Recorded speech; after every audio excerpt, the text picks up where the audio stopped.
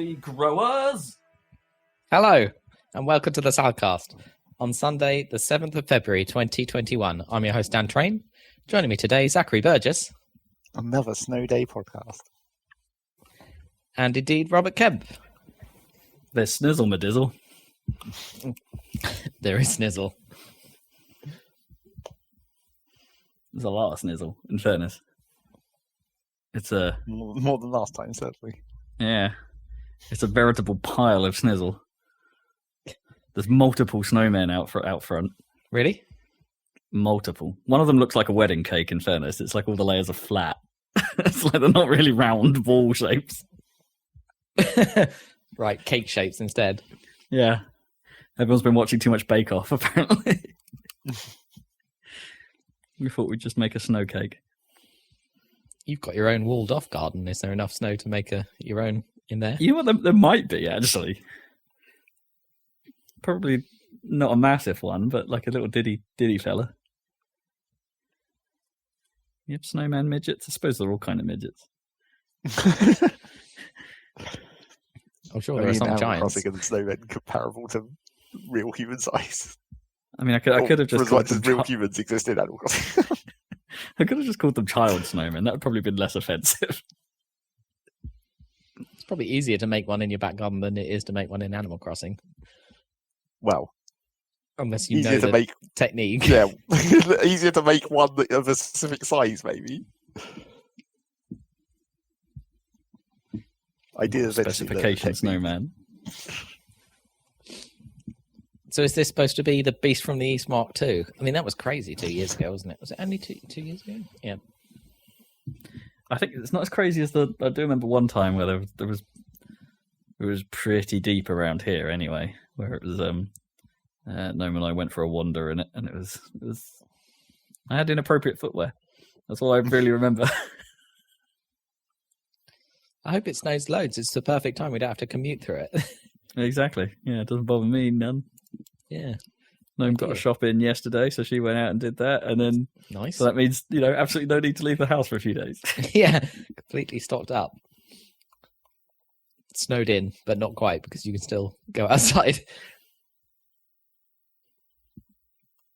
It snowed here a couple of weeks ago, in fairness, and went out for a run in it. Yeah, which is kind of entertaining.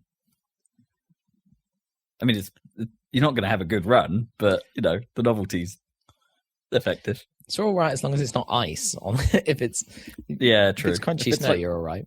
Yeah, thick, crunchy snow is quite lovely. Yeah. And it has that cool effect where it traps the sound, right? So it sounds all super quiet for some reason. I don't know. It's still a little bit. No, I just mean like ambiently when you're stood still. Oh, I see what you mean. Yeah. Not so much building echo. Yeah. Kind of reduces the reverb on the world. Nature's baffling. Indeed. That's how we should sell it. Like to be like the day after tomorrow is not all bad. Everything will be much quieter. It'll be super baffling. Well baffled. I mean, that was a pretty baffling movie. I mean, yes. Was that the one with the CGI wolves? Yeah. Yeah. Man. And they were trapped in the New York Public Library for some reason. Yeah. Those wolves were nearly the worst part. Was that the one where the helicopter, the fuel froze while it was flying? Yeah. Right. I mean, that makes sense as well, I guess.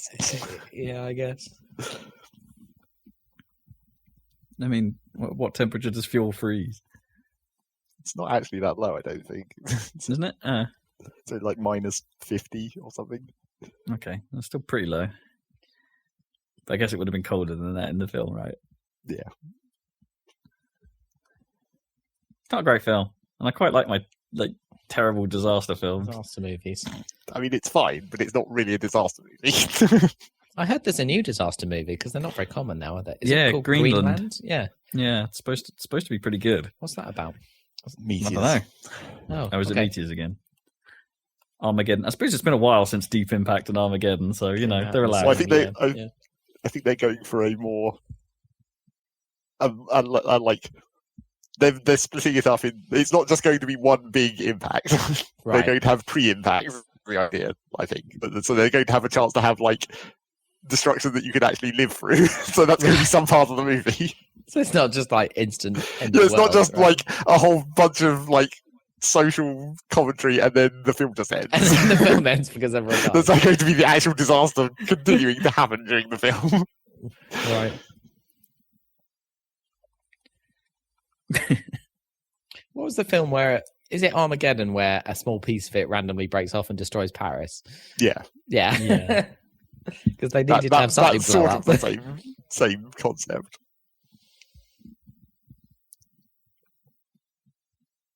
I forget, like, whereas Deep Impact is just one big landing somewhere, isn't it? Not many. Yeah. Yeah, like And it's not really involved in the film at all. No. I forget, was there some sort of mission in Deep Impact there to actually was try a and space solve mission. it? And, Yeah. I really can't remember much They about weren't that heroic film. enough, so they failed. No, they failed. They were Bruce Willis. They didn't have enough Aerosmith behind them. They didn't hit things with a wrench until it worked. Complain about Taiwan. Because that was the plot of Armageddon, was like, we need oil well drilling people to like drill into this asteroid. Like, we can't, astronauts don't know about drilling. We need like blue collar.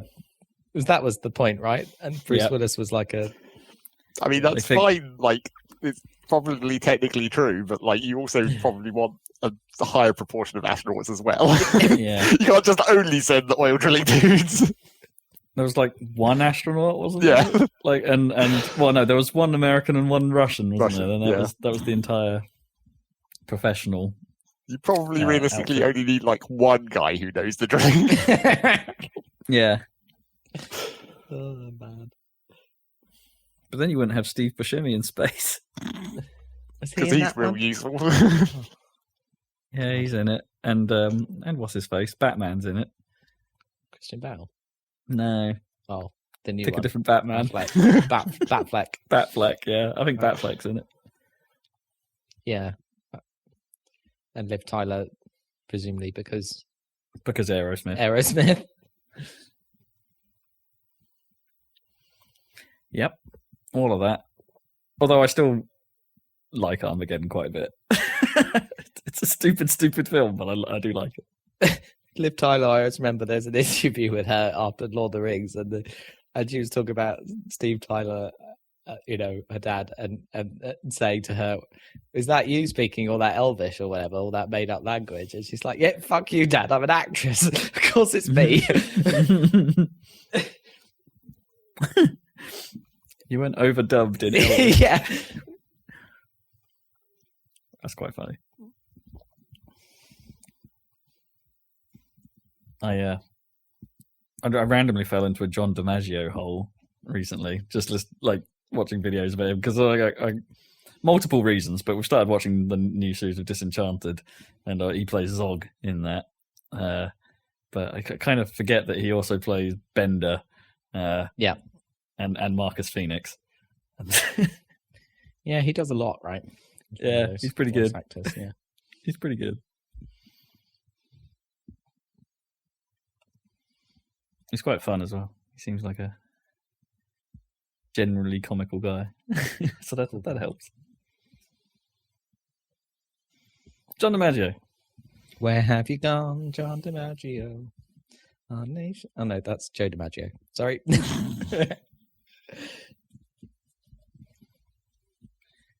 Any more film news? Film news. Is anyone watching more films in lockdown or less? Because I don't seem to be watching them because I can't be bothered. I don't know that I'm watching that much more, but because we gave up on going to the cinema, obviously. Yeah. So I think we're probably watching the same amount as we used to, just in different dribs and drabs here and there. Like we watched Solo a few days ago. Oh yeah, because we hadn't watched that. It's all right. That's fine while you're watching it. It's like most of the recent Star Wars, where it's like it's fine when you're watching it, but don't think about any of the things that are happening or the story. You know what? I'm not even sure about that with the last two mainline ones. I mean, I was feeling this is a bit odd during both of them. Oh, me too. Yeah. Well, sure, those ones are not the best example. But that's more a matter of like they're bad enough that you can't help thinking about them while they're happening because you're not being distracted by the pretty things on screen. Yeah, I guess. But then I guess this has the same reason I quite like Rogue One, and that like it doesn't necessarily feel like it's trying to be super epic or anything like that. It's just trying to tell a relatively simplified story, and therefore is a bit more successful at it. Yeah, you see what I mean. I don't think there's anything special about Solo. It's fine, but as I say, in the last few from the last few Star Wars films, I'm all right with fine. It's okay. Although maybe the whole maybe they didn't have to tell the story about the Kessel Run. Maybe that was better as just a throwaway line that doesn't even make sense because it uses the wrong units for the. Yeah, just forget about that. That was just exposition for like 5 seconds in that movie. Just in 12 parsecs, Yeah. I mean, they could have explored the fact that he's basically a drug mule, right? But they didn't. Something like that. Because the spice presumably is a drug, right? They talk about that. They even made it pointlessly added a subplot in The Rise of Skywalker where what's his name, the pilot is a drug smuggler too, right? Right. What they just shoehorn that in. Poe Dameron, yeah, he's got like a shady past as a spice smuggler. And it's like you don't need to add that. Like Han Solo's already got that. And so everything has to have spice. The spice is everywhere. The spice must flow. Spice is rice. But obviously they had to add that because they need all of the new characters to be the old characters. Yeah, that's true. He's like, whoops, we forgot to make him enough like Han Solo. Okay.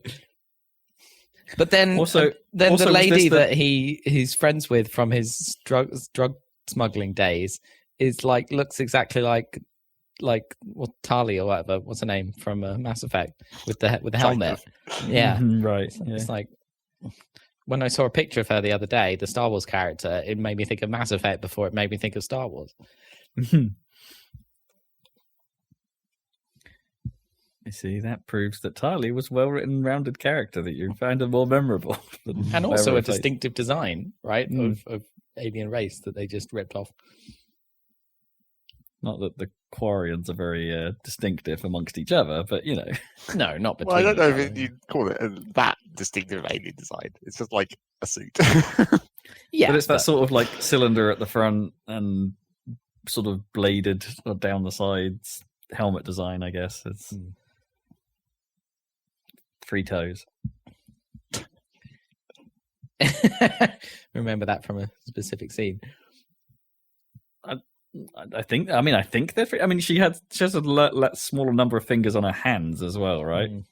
When they're holding them up. Yeah. Anyway, Solo. Really? Yeah.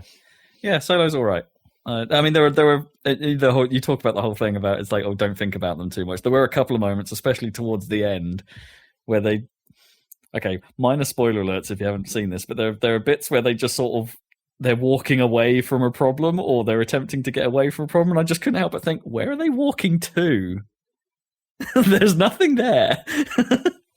There were just there's just moments like that where it's just like, there's no way, they wouldn't survive that kind of thing. It's like, this doesn't solve anyone's problem or it doesn't even solve their own problem.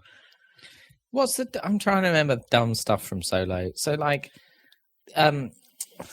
Lando is sort of like in love with his droid, and then the droid turns into the Millennium Falcon, or it becomes the Navi bank of the Millennium Falcon. Becomes the Millennium Falcon's computer, which, like, in the original trilogy, like R2 sort of talks to the Falcon. That's what, but then Lando doesn't seem to give a shit about droids. Like when you meet him on Cloud City, like he completely ignores C-3PO, right? Even though, like, he doesn't care about droid rights. Even though not only was he in love with the droid was like a droid rights activist droid, as it turned out, who was Fleabag for some reason. Yeah, so that's all dumb. But she's like the best character in the film. Yeah, yeah, totally. I mean, but that's just through force of personality, right? That's the thing. It's like good casting because Donald Glover, like, it doesn't matter if you give him shitty lines because he's like, you know, he is the modern Billy D. Williams, I suppose. He's damn cool. Yeah. There were just plenty of moments where there's just it's one of those films where there's a little bit of like, why would you not say something here? Why would you?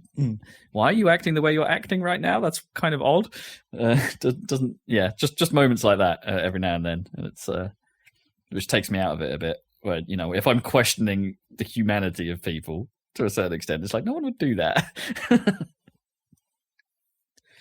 And I still think but then that's the majority of film. No one would do that. I mean, the writing, I don't know. And what's the Game of Thrones actress? What's her name? Emilia Clarke. Yeah, she's all right.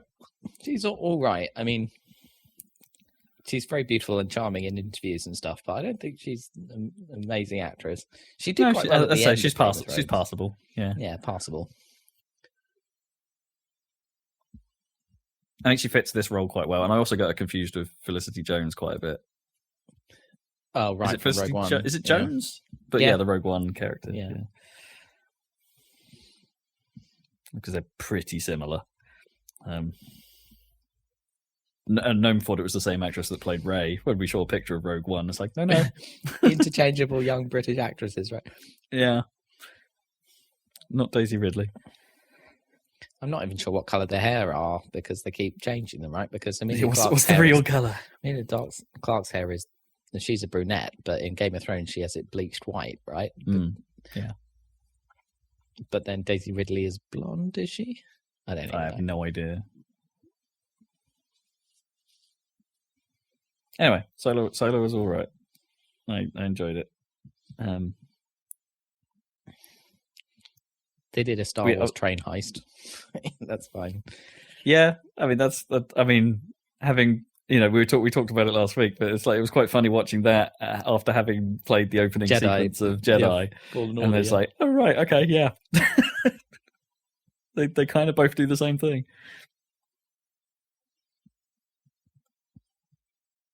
Sci-fi train heist. Who tried? I mean, that's like the second episode of Firefly, right? Isn't it?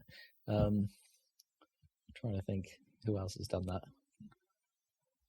I mean, because I think that Jedi thing is also a reference to Uncharted 2, pretty much.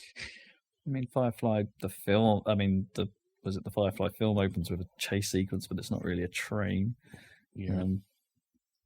But it might as well be because they're just sort of traveling in a straight line, doing things in the back of a vehicle. Yeah. I'm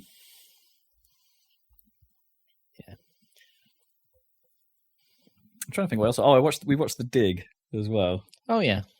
For getting all your Suffolkisms in, you know, if you're missing the way things were, boy. Did they Suffolk it up? Or is sort of Ray Fiennes properly Suffolks it up. It's so Suffolk. Is it passable? It's a good film. It's all right. No, I mean the accent. I mean, the Suffocking. Yeah, I mean it's the Suffocking.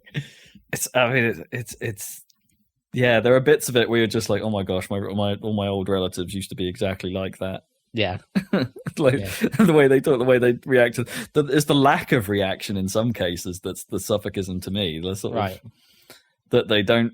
That they're not very animated. Everything's just kind of all right. yeah. So when you don't be playing silly buggers, innit?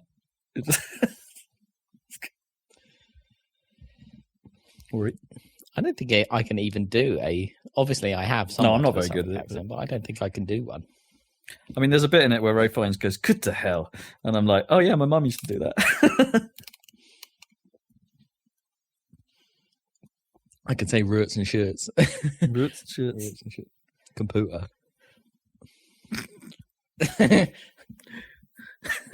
God, yeah. I'm sure we went to. I remember people in primary school and middle school that would say computer and being. Oh yeah. And me being quite annoyed by that. There's no poo in it. Computer.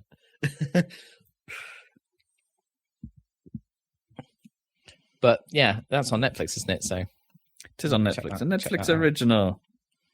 The uncovering that's of some like serious acting talent there with Ray Fiennes and Kerry Mulligan, right? It's decent. And what's his face that played Taggart? Whose name I can never remember. Oh No, was it Taggart or no? He was in Vice, I think. Might be the same guy. I can't remember. Taggart is Robbie Coltrane, isn't it? No, Yeah, it's not. It's not Coltrane. Hagrid. I'm thinking of. Yeah, it's not Hagrid. That's Um, Taggart. Maybe it is Vice. I'm thinking. Or is that of, Taggart, or is that? There's two of them I get mixed up. Those crime, 90s like serious crime. Yeah, that's what I mean. I think I'm having the same problem. I think like Taggart and Vice, I think had very similar leads. I can't remember which one's which. But yeah, he's in it as well.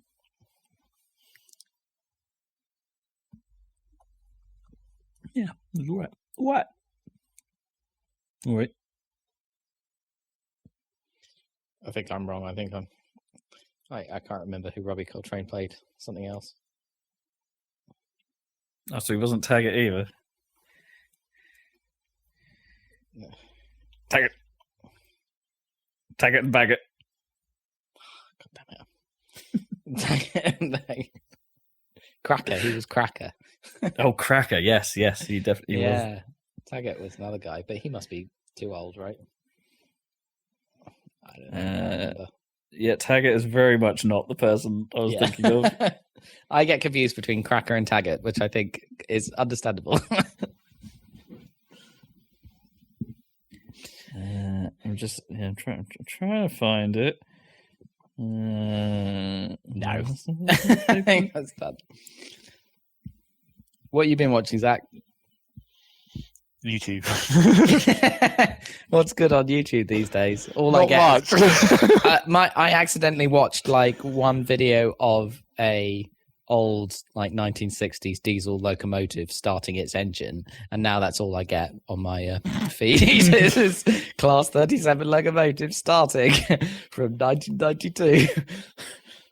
That was Ken Stott. It was who I was thinking of. Right. Have you seen that video? Speaking to that, have you seen that video of that German train where they can adjust the frequency of its transform? Yeah, of its I think that's where I transformers? maybe started. The inverters, right? So it plays a little tune. Yeah. Yeah. It's pretty cool. I noticed that on train RER trains in Paris last time I was there. But it wasn't as cool a tune as the German one, the Siemens one. Oh, yeah, what did the French ones play? And for some reason, I've now got the LO theme in my head. For some reason. Well, I think the notes have to go. It has to be an ascending scale, right? Because it can't go down. So it has to be. It's not really a tune. If it has to be a scale, I guess, that just keeps going up. But you can change the intervals, presumably. I mean, if they use the same technology in Japan, they could have the Zelda jingle. Yeah, they could do that.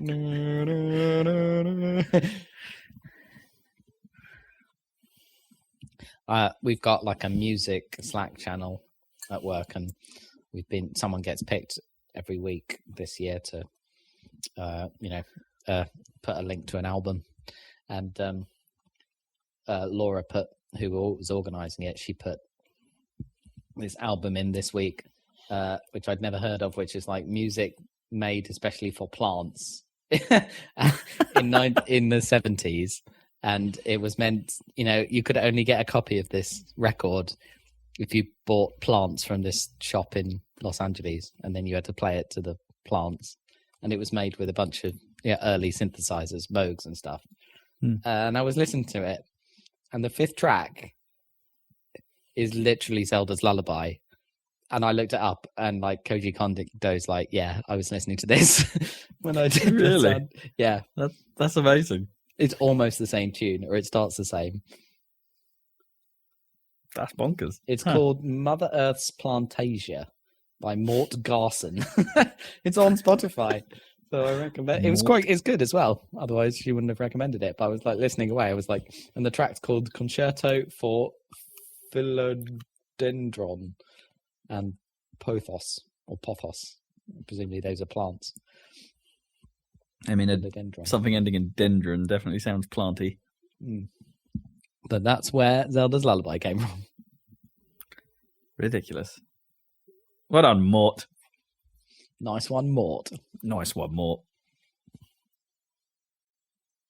What if he's still about and anyone's told him? Get them royalties. Yeah. Oi, Nintendo. Yeah. 50 years worth of royalty checks, thanks. Break out the musicologists.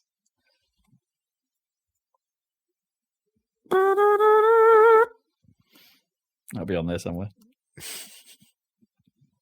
Introduction to a plant. So we're talking about games, and in games, the world of games, there is sometimes some news. I mean, sometimes.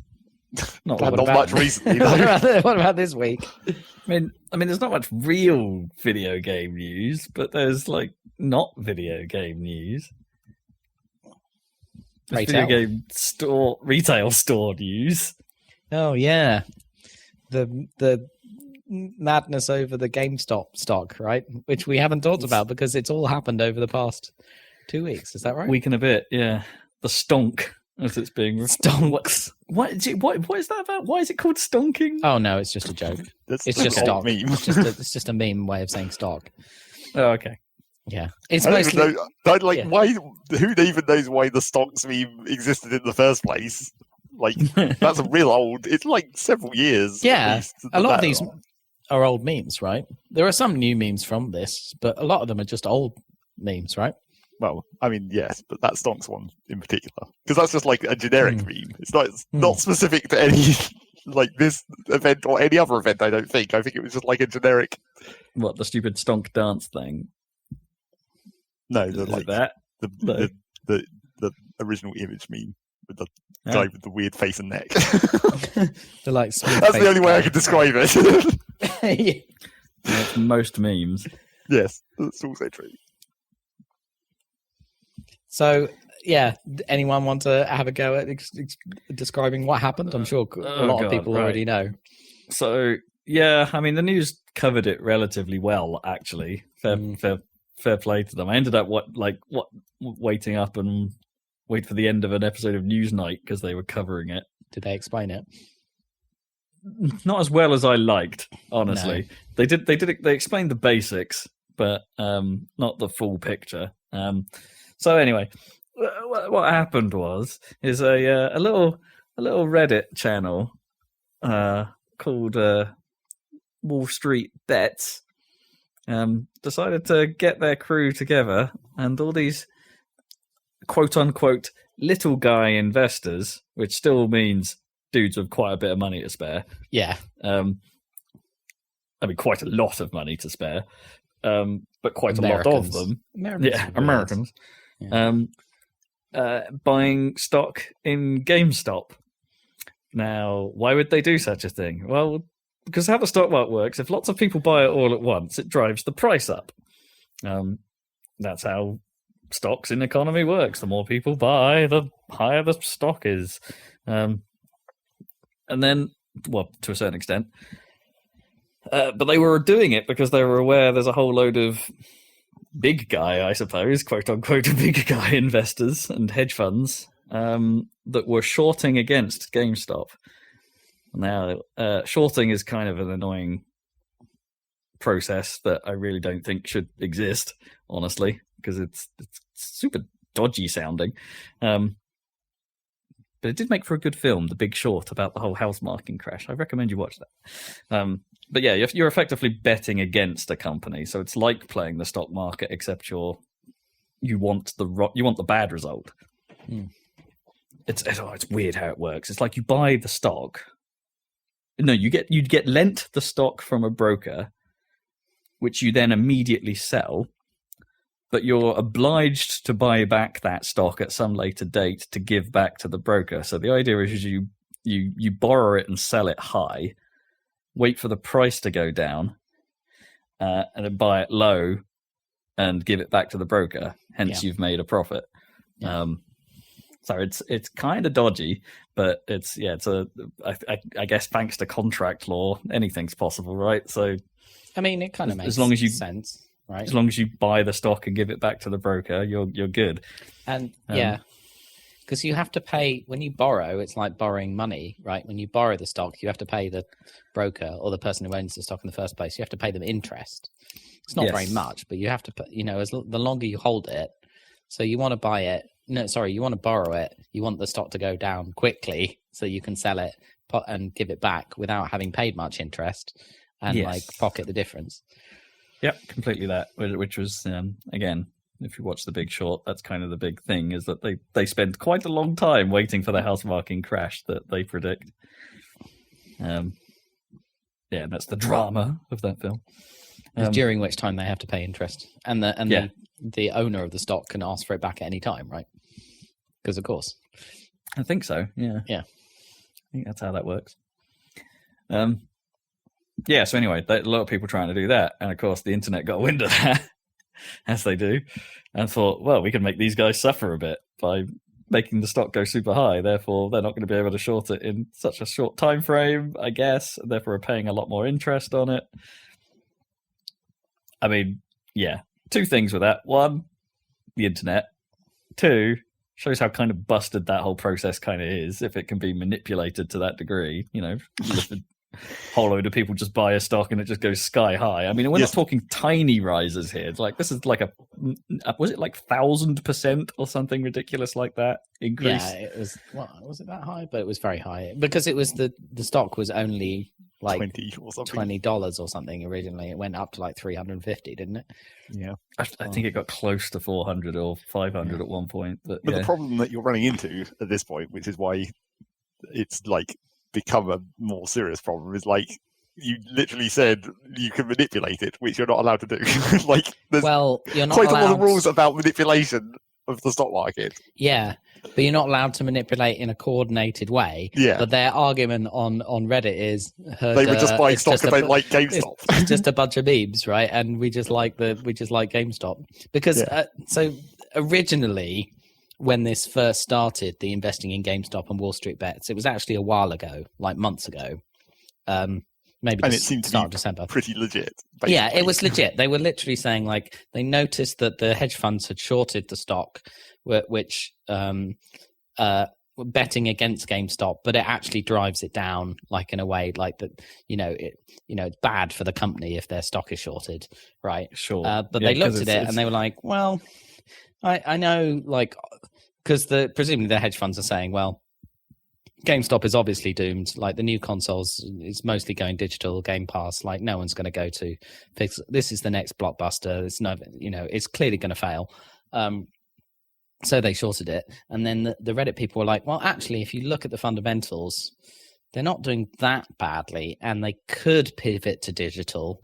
And then this guy joined their board who had done a good pivot to digital in like pet food or some bullshit, and had made loads of money. So they were like, aha, well now they've got someone on GameStop who might enable them to pivot in such a way that they can compete with Amazon or something, right?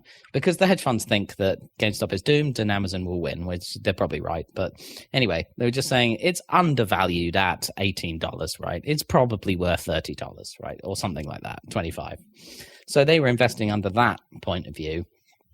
Yeah, but then it was this decent return even on that. Really, it's like we could potentially make a quick 30%, maybe.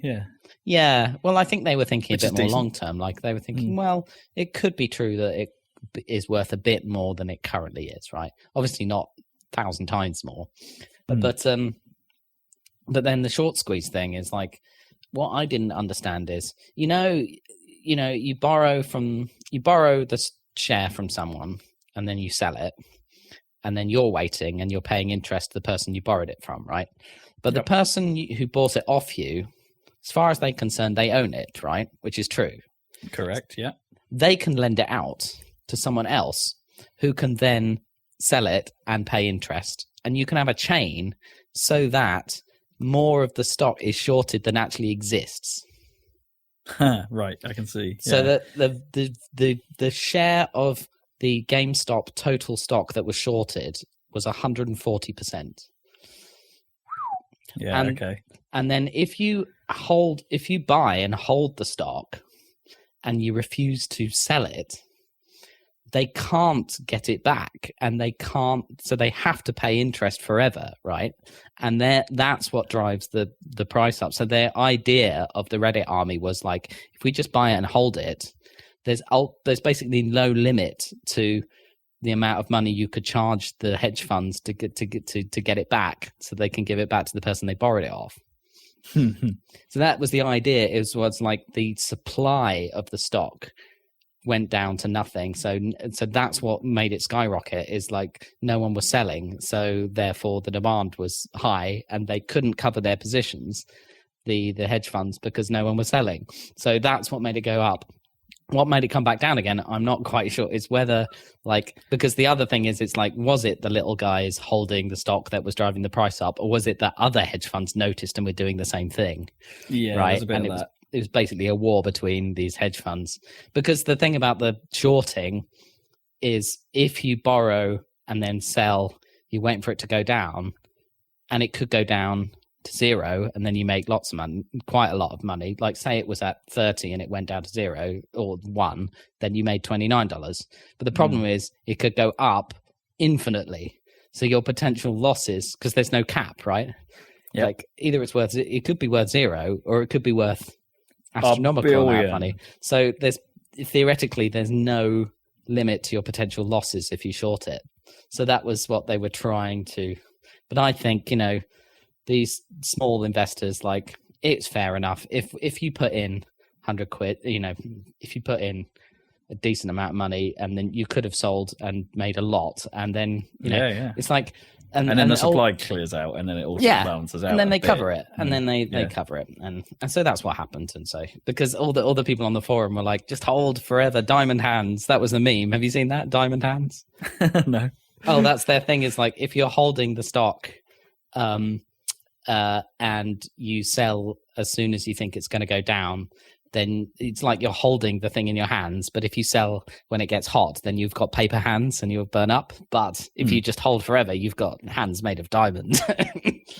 Diamond hands. And the guy who started the whole thing, his username was like Deep Fucking Value, which is brilliant. Oh yeah. There was some the Jim Position take on it had mentioned a couple of other names that were quite on quite PC. Yeah. So he's, as far as I know, he's still holding, but basically the squeeze didn't happen because too many people sold, I think. Well, yeah, it'd be too tempting. If I was one of those Redditors and just made like a 500% return or whatever, it'd still be sat there going, yeah, I'm selling, I'm cashing out. And of course the big problem is, as all the people who know about the stock market were warned over the last weekend when it was all hyping up, is if you're an idiot, you get in on it when it's really high, right? And then you lose everything, which people did, right? Well, of course, because they by the time you've heard about the boom, it's too late. Yeah, pretty much, yeah. But the theory especially if you're you and me and you're like the casual person, like by the time it hits the news and you're trying to get in, then you've missed it. And what they were hoping was that if everyone holds, then it just goes. There's no limit to how high it could go, right? But of course, no one's going to hold forever, right? That's not, and they're not. It's not actually organized. If it was organized, it would be market manipulation. But it wasn't organized, and therefore people sold, and therefore it's over. But it was still a really fun ride, and I think they did lose quite a bit of money, those hedge funds. Yeah, there's a more insidious side to this that we haven't mentioned here, is that I 100% disagree with, was the whole fact that not only, I mean, this all happened, and that what we've talked about so far is actually kind of fine, I think. Yeah. It's like, okay, I'm not entirely sure that shorting is a thing you should allow, really. It's kind of grey and kind of cheeky, and as you said, kind of weird, in that there's infinite loss. It sounds a bit unregulated and dodgy. Or just bad. It shouldn't exist, kind of thing. But the flip side of it is that the little guy, quote unquote, investment platforms, put a freeze on elements of trading, presumably because they're the Robin Hood network, as Noma's just shouted at me, being the most prominent one. They had some excuse that they didn't have enough collateral with the broker to do the options trades or whatever they were. Something like that. But yeah, basically because they are basically like operating on. They're not.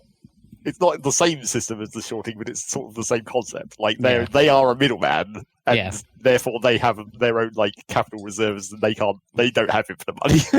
Yeah, but they should have been able to borrow, like at that moment on the Friday, they should have been able to borrow loads of money. I mean, and then keep the system running. But instead, they chose to kind of screw over the small investors by only letting them. But then sell? Also they would have made a ton of fees, because most of these like middlemen platforms take a cut right on both the buy and the sell. So they'd have been taking cuts on everyone buying in, and they'll also take cuts on people selling out. So it's like, in some respect, they're probably making quite a bit of cash themselves. Well, yeah. So it's a question of like, was it manipulation? Were they under pressure to stop it, even though... Because what they should have done from their business point of view is borrow loads of money and then make all that commission. But instead they stopped it, right? So what they're probably own, that's the thing. Are they owned by people that are like involved in the hedge funds, and then they got pressurized by the funds in some manner in which to just cancel the trade? Like it's just that whole thing of like a trade platform seeing something weird happening and then going, we're just gonna stop this because it could be bad. It's like, that's not your decision to make. That's I don't know. Is it though? Because I mean, I disagree. If they didn't stop it, and like a bunch of things and a bunch of bad shit did happen, like would they then get like sued out of existence? It's like, is preempting the possibility of bad things actually better for them in the long run? I don't know that they could be sued though. That's the thing, because it's like things just happened the way it was planned to happen. Or like shut down by the financial commissions or whatever. Like if you allow market manipulation to happen on your platform, like knowingly because you want to make money, then you probably get shut down. But then who's to decide that? That's the thing. It's like, well, like if you look at it after the fact, and then you're all like, oh, okay, this happened because it was manipulation. That's easy to stop it in transit. I mean, it's just a matter of I don't know. What risks are you going to take? They definitely didn't see it coming, which was. Yeah. No, but it protects those. It protects the problem is that it protects the hedge fund owners. Like they were the only people to really gain from this, apart from maybe, as you say, Robin Hood themselves, if they don't have some variant of collateral to cover their own downfall. Mm-hmm. But that it protects the hedge fund managers, because then it can't rise anymore, right? The whole that was kind of the critical moment. It's one of those things that puts a blocker on the whole process. And I mean, that's not a problem with like Robinhood. That's a problem with the whole system at large.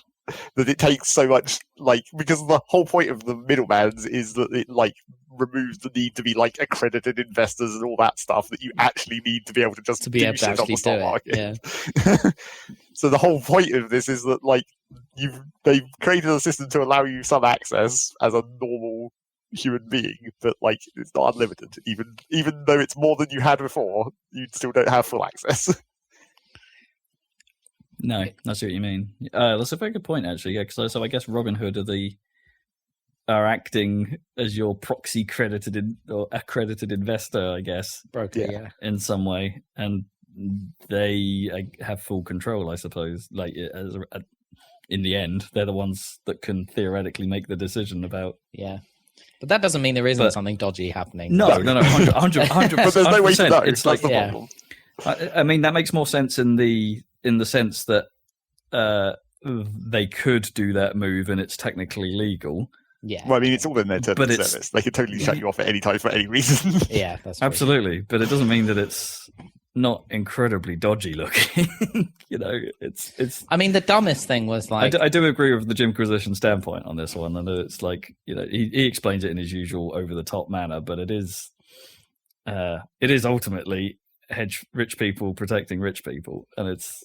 The thing that happened on the Monday was the thing that freaked me out the most by far about the whole thing, which was that all these news stories appeared in every reputable newspaper about silver.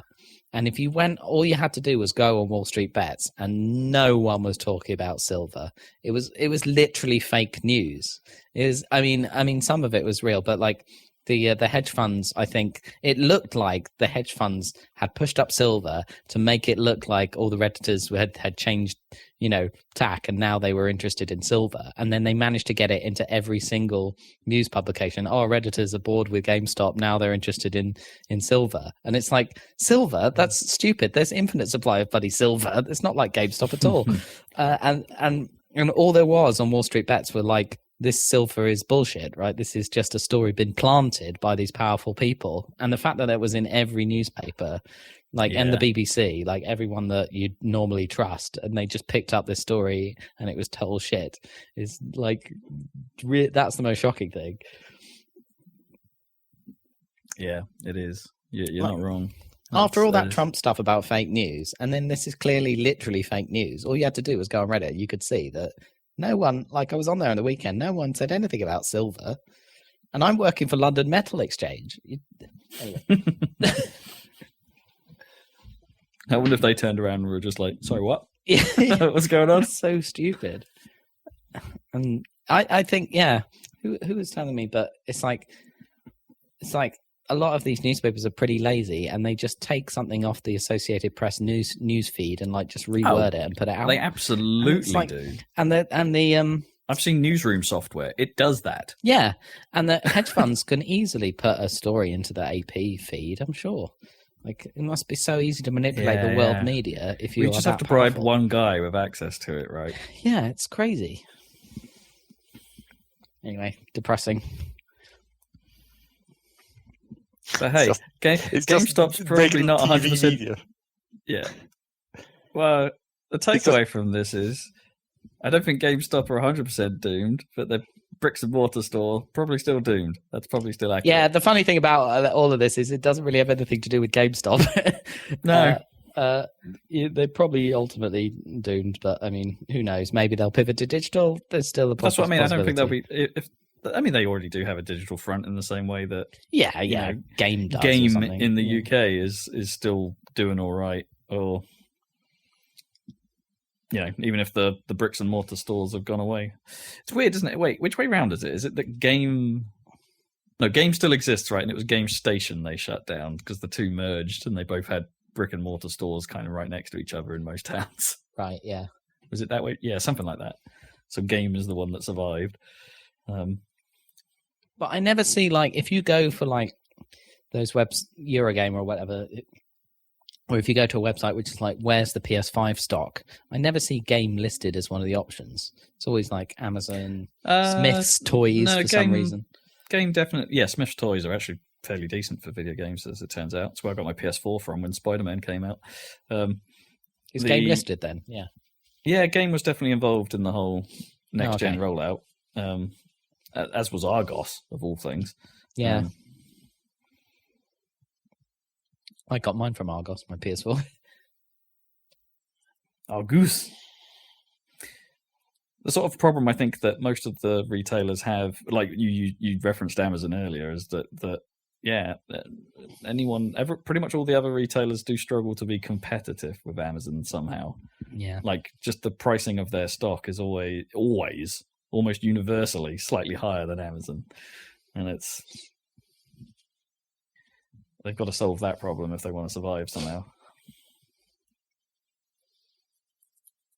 I mean, I'm surprised that just one of them doesn't go, what if we undercut Amazon just a little bit, like by a penny or something?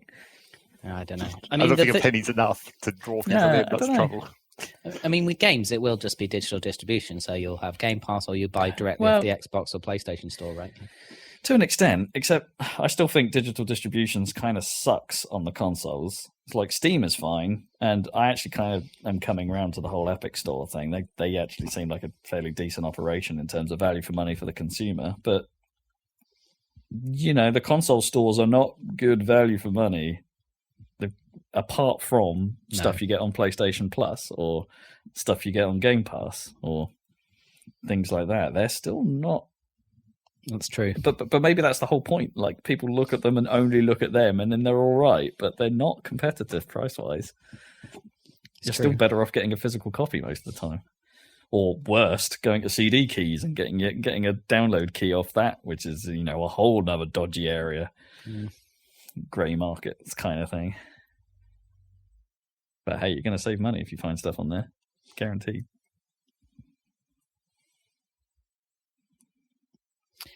One funny thing was that people were using some of their money to rent out billboards, which was quite funny. They put one in Times Square, which was quite funny. Saying buy GameStop stock. Yeah, saying GME go brr. Okay, they're all full of. But that one sounds like market manipulation, though. Yeah, you maybe gone a bit far if you're just straight up advertising what you want to happen. They just like the stock. And they keep using that line from that Planet of the Apes movie, like apes together strong or something. Oh, yeah. Anyway, that was clearly the biggest not video game news of the last 2 weeks. Yeah. We got any actual video game news? Should we get the Mass Effect Remastered talk out of the way? Yeah. I think it's got a release date in May. May. Was it May 14th? Was it May? May 14th, yeah, that's it. I was very disappointed by the trailer where it only showed about 3 seconds of Mass Effect 1. Because that's the bit that I actually care about. I want to see what they do. Well, supposedly they put the most effort into Mass Effect 1, I think. Yeah. They showed the Presidium, didn't they? And that area. Well, that's in all the games, though. Well, kind of. Yeah, I know, but it looked like the Mass Effect. They have different takes on it, don't they? All of them, but it kind of looked like the Mass Effect 1 Presidium to me. But yeah, I don't know how I feel about it. I think I was expecting more of a remaster from it. Like, I look if I watched that trailer, I couldn't necessarily say to you how it's been particularly visually improved. Did they add lens flares? It just looked like Mass Effect to me. Well, I mean, you maybe haven't played Mass Effect that recently, which doesn't help.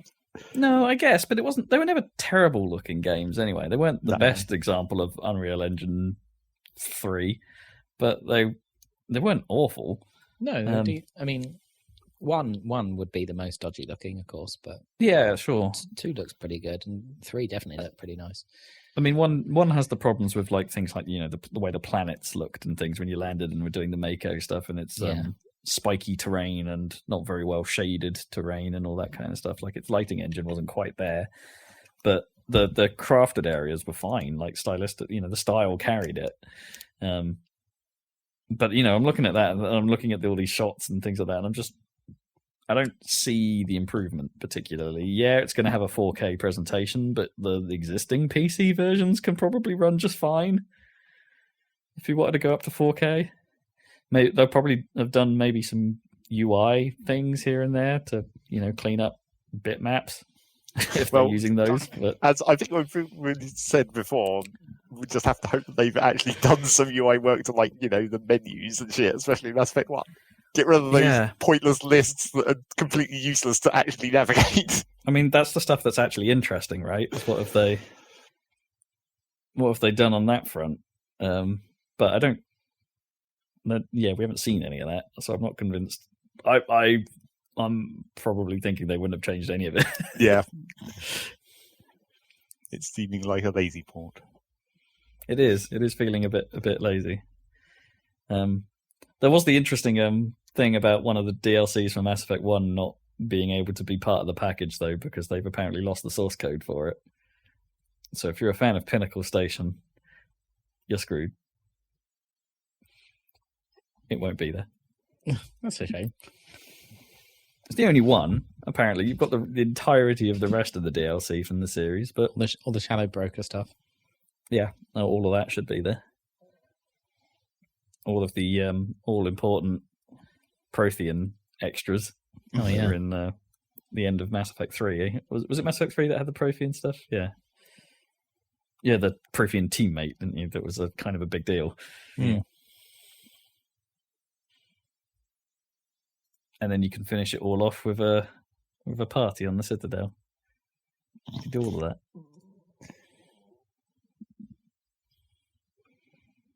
I don't know. maybe because the trailer I watched was only, it didn't help, I guess, that the trailer I watched was like 30 FPS, and it's like, well, I want a 60 FPS presentation on console at least. Yeah, definitely. So maybe you should have put out a 60 FPS trailer. Just saying. Unless it's not for some reason. That would kind of suck. It would turn out that the physics engine only runs at 30. Yeah. Oh, maybe. Yeah. They've ported the whole thing to Frostbite and still haven't got it right.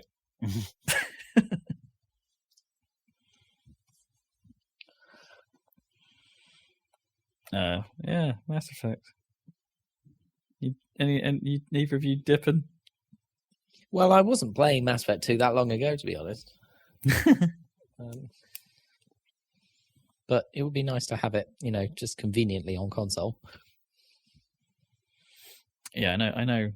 There's someone I know who's definitely going to bag it because they still end up playing through the original trilogy at least once a year. Right, well, that's definitely worth it in that case. Yeah.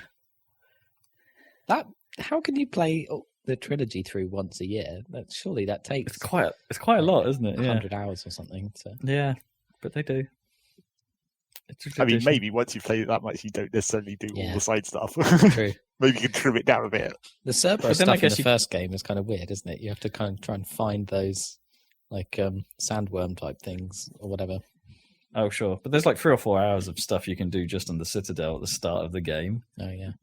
Like, you can get a head start on everything by just, like, pretty much completing every Citadel side quest before you even leave.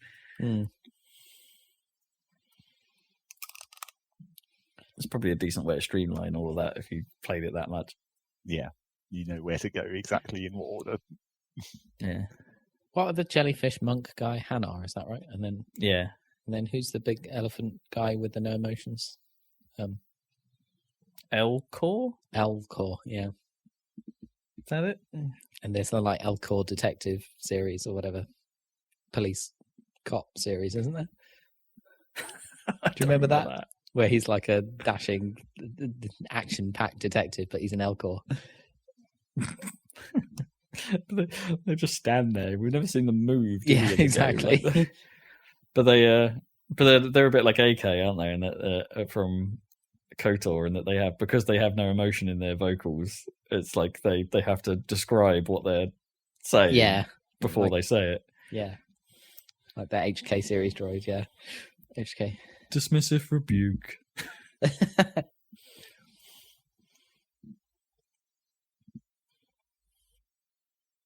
Cool. I mean, probably play it at some point, but I've already played those games, so good that they exist. It'd be nice if it was a really nice presentation. But as long as they use this to like remind themselves that what makes Mass Effect good, and then make a good Mass Effect game, rather than that was the key.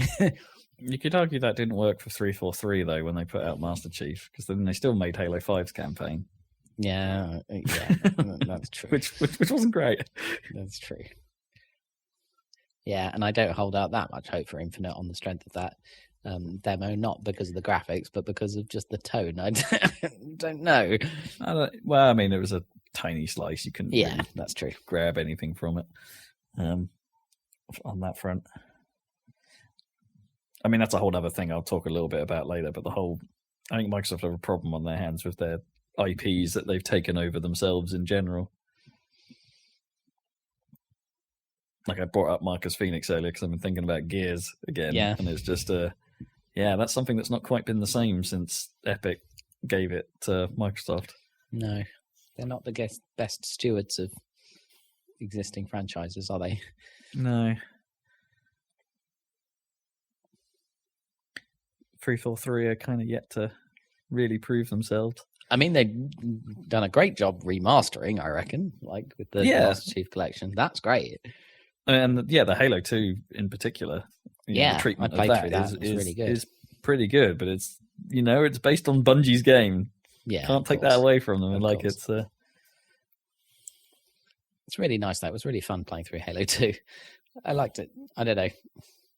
Halo 2's great. I was a bit down on Halo 2 when it first came out because I liked the original so much, and the graphics are pretty shocking in places in Halo 2 because of what they tried to do with increasing the scale.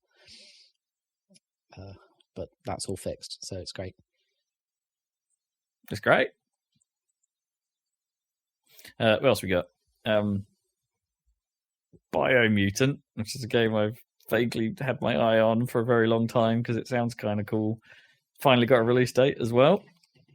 It'll be coming out this year. Nice. My notes have decided to fail on me, so I can't tell you when that is, but it's not that far away. It's like it's maybe May as well. So Mass Effect Day might have a mutant involved. Yeah, had a vague May 25th. Yeah, so week and a bit after Mass Effect. So that's cool. And Zach, do you want to take us through this Factorio expansion? There's not that much to say about it, apart from they were clearly going to work on something after Factorio 1.0 came out. And I guess they decided that they didn't want to make anything new. They're just going to make more Factorio, which I guess makes sense. But yeah, they're making some kind of expansion, I guess. Apparently, they hired the guy who made the space exploration mod. So that may indicate what kind of direction they might be going on with this expansion. Yeah, interesting. That's kind of cool. I always like that. Stories like that, where it's like, someone did something decent with your game. Well, we should probably hire him. I mean, they have done that with a couple of other modders before now, I think. And, like, it's not... They also just have, like, quite a lot of the major modders sort of in an internal program where they get, like, early access anyway.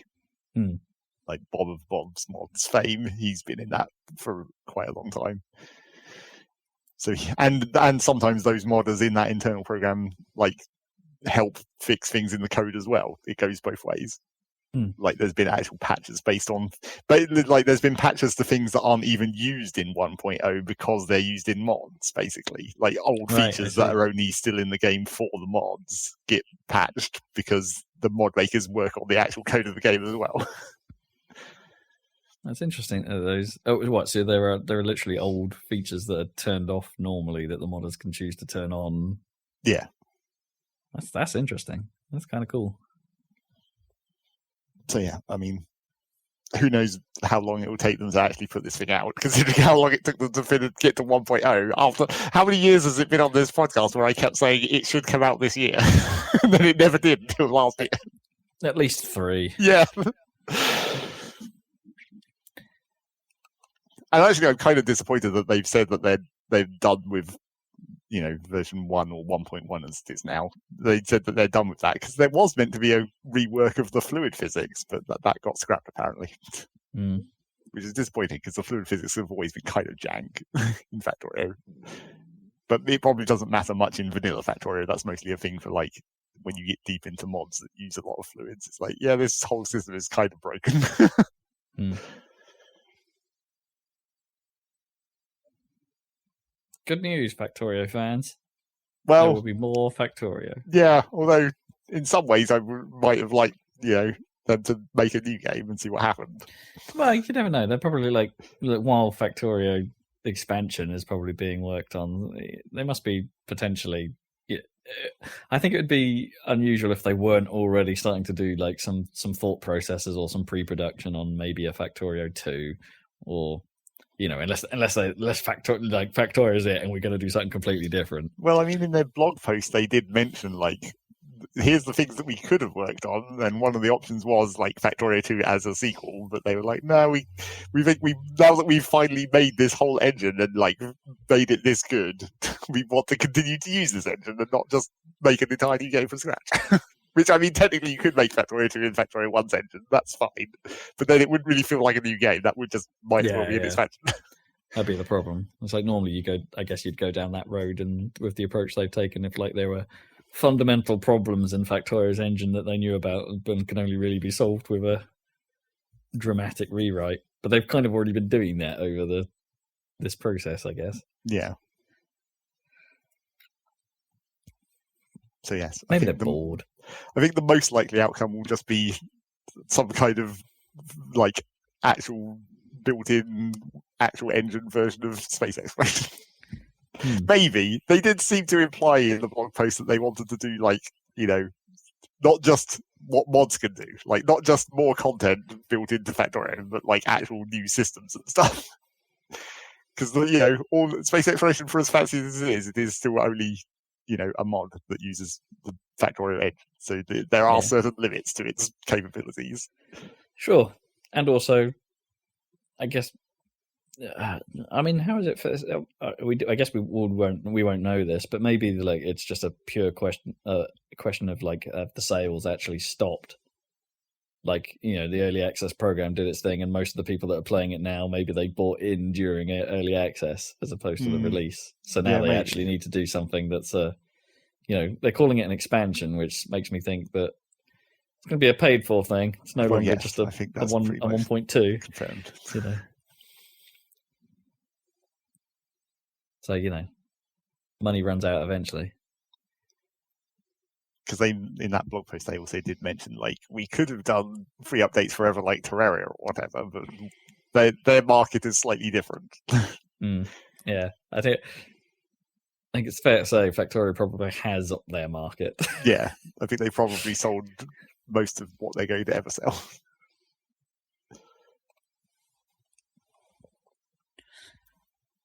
Especially off the back of a Happy Salad Game of the Year award. Clearly.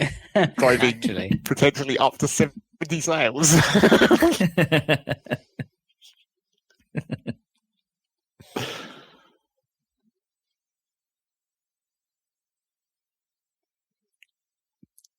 Is that news? Has anyone else got anything?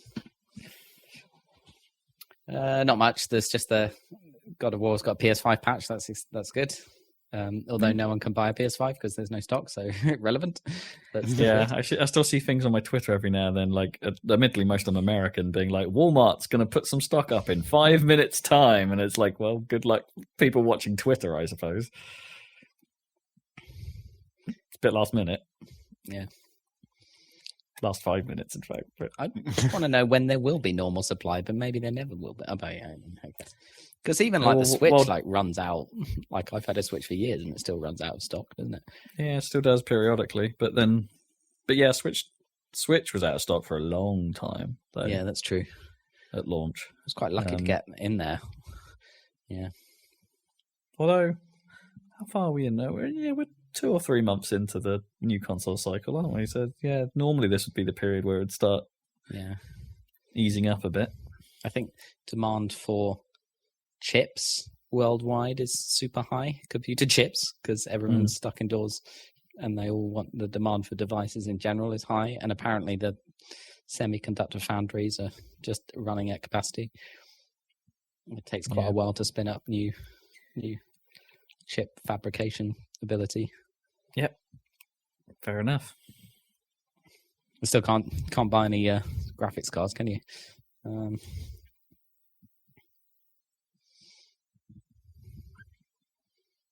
Yeah. Well, there was that stuff that came out about like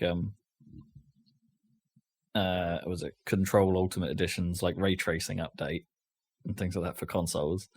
And I'm looking at it thinking, all right, no, this does make a decent improvement to the visuals, but it also makes a 50% impact on the frame rate, and it's like, oh, maybe I need one of those 3080s. You've got a Series X. I mean, I know, but that's still going to take the hit, isn't it? A Series X with ray tracing on is still going to run at 30. Yeah, it's true. And it's if you really want to run at 4K 60, you're probably going to need one of those 3080s. Although I heard the AMD ones are pretty good. I can't, aren't they? Maybe not quite Nvidia, but they came back. I don't know the Radeons. Yeah, I don't think they're quite caught up yet. No, but they hit back. I know that. I think their Radeons are doing the thing that they used to do again, which is like fairly decent bang for buck kind of ratio. Oh, right, okay. But just not the most bang. Yeah. It's so stupid that you can buy, there's some supply of the 3090s, which are the ludicrous ones. So people are having to buy those, even though they're 900 quid. It's like, what? Oof. Don't do that. Yeah, that is madness. Yeah, this Series X definitely outstrips my PC, but still, there are certain elements where it's just like. Well, you've got a fast PC anyway. I know it's a few years old. I guess I guess I thought we were going to be past the point where consoles gave you these options, right? Do you want performance mode or do you want graphics mode? And it's like a bit of the whole console cycle for me has been, don't give me the choice. Right. Give me what you think is the best way to play it. It's interesting. I think that'll be more and more the thing, right? Yeah, because if you want to put ray tracing in your game, if you think it's important to it and its look, then put it in. Don't give me the choice to turn it off. If you think 60 FPS actually makes the better experience, then fine, give me that. I don't know. I know I should be used to it because PC gaming, right? But then you always gun for the 60 on PC, right? You very rarely settle for 30 on PC. Well, that's because you can, if you're lucky enough to afford it, you can flex on the hardware, which you can't do on a. Yeah, but I know even if you can't run it at max, you would normally downgrade things, right, to make it fit to hit at 60 and something like that. There's something about it, like on PC, you just do that. Oh, I do that. Whereas on a console, you get you take what you're given, and it's like that's fine as long as that version is, not compromised by the decision you made. Yeah. Then that's fine. Like, I don't mind playing God of War at 30. That's absolutely acceptable. Yeah, PS5 version will give me 60, and I'm sure that'll be better. But there was nothing wrong with playing that at 30. No. So I don't feel like it was compromised by that decision.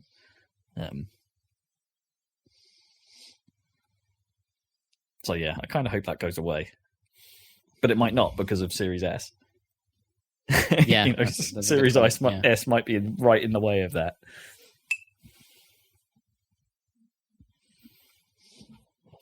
Well, maybe they just need to.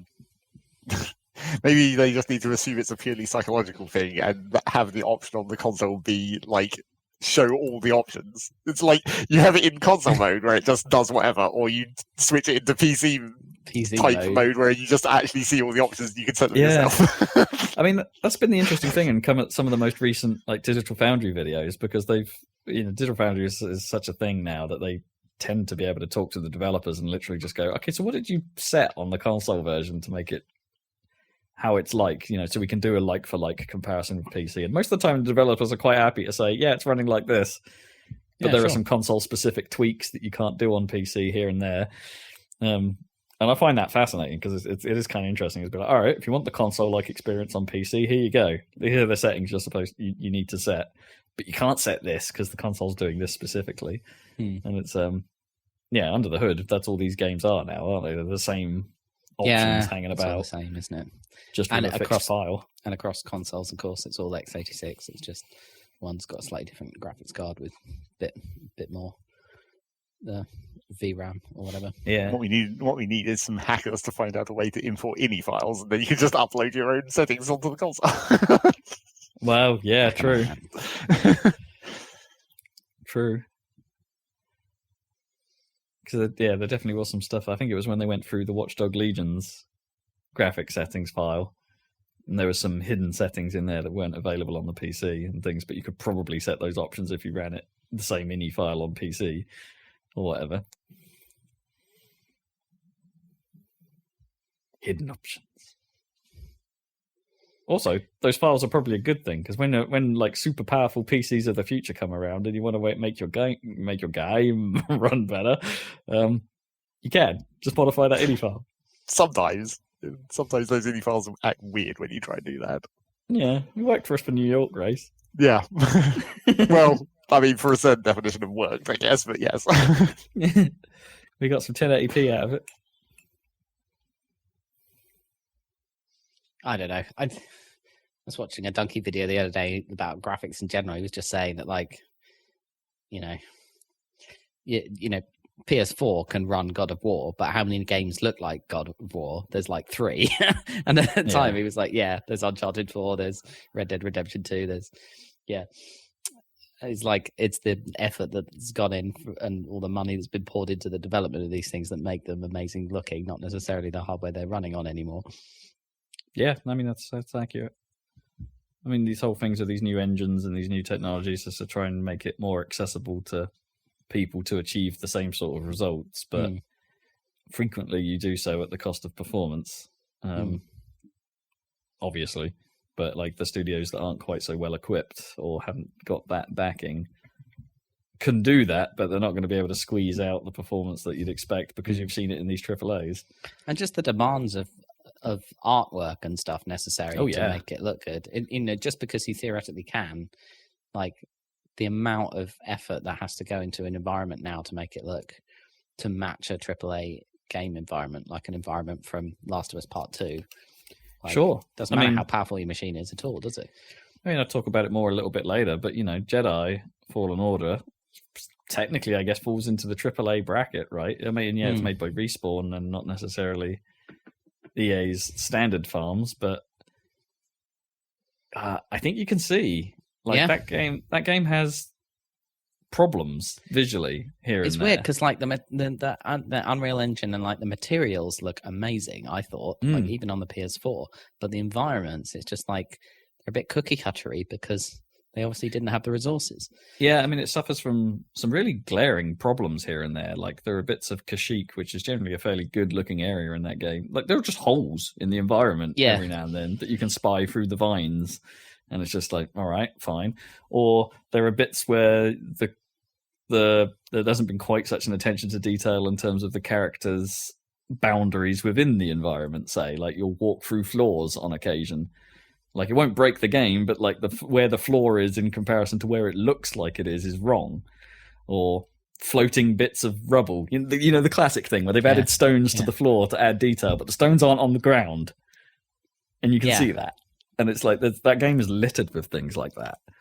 And it's clearly the difference between, time, effort, and money. It's that. Yeah. It's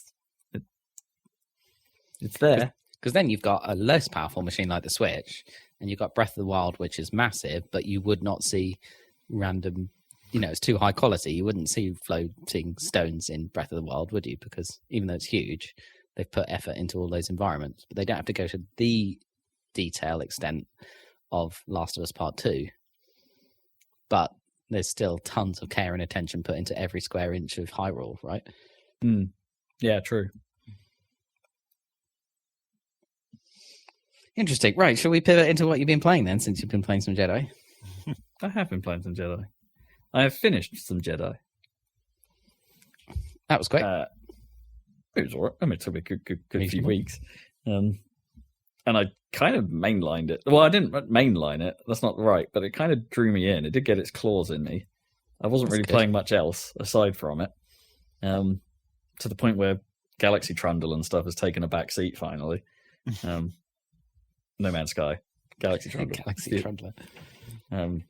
It's taken a bit of a back seat recently. I think my opinions on it waned the more I played it. Right. I think that I don't think anything quite gets to the height of the opening. It's one of those games where the opening is really good, sets the tone, looks great, is easy enough to make you feel like a badass.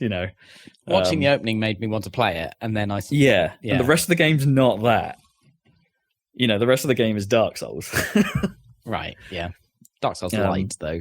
Yeah. Oh, but very light comparatively, but still hard. But it's there are spots that are bloody difficult in that game. And I was playing it on Jedi Master mode, which is, the heroic, I suppose, equivalent on the difficulty tree. But there were some bits of that were tough. And some of the toughness was great. There were definitely some of the boss fights in particular that were hard, but not in the that feels broken kind of way. And that's great. I don't mind a bit of difficulty as long as it doesn't make me feel like I was hard done by.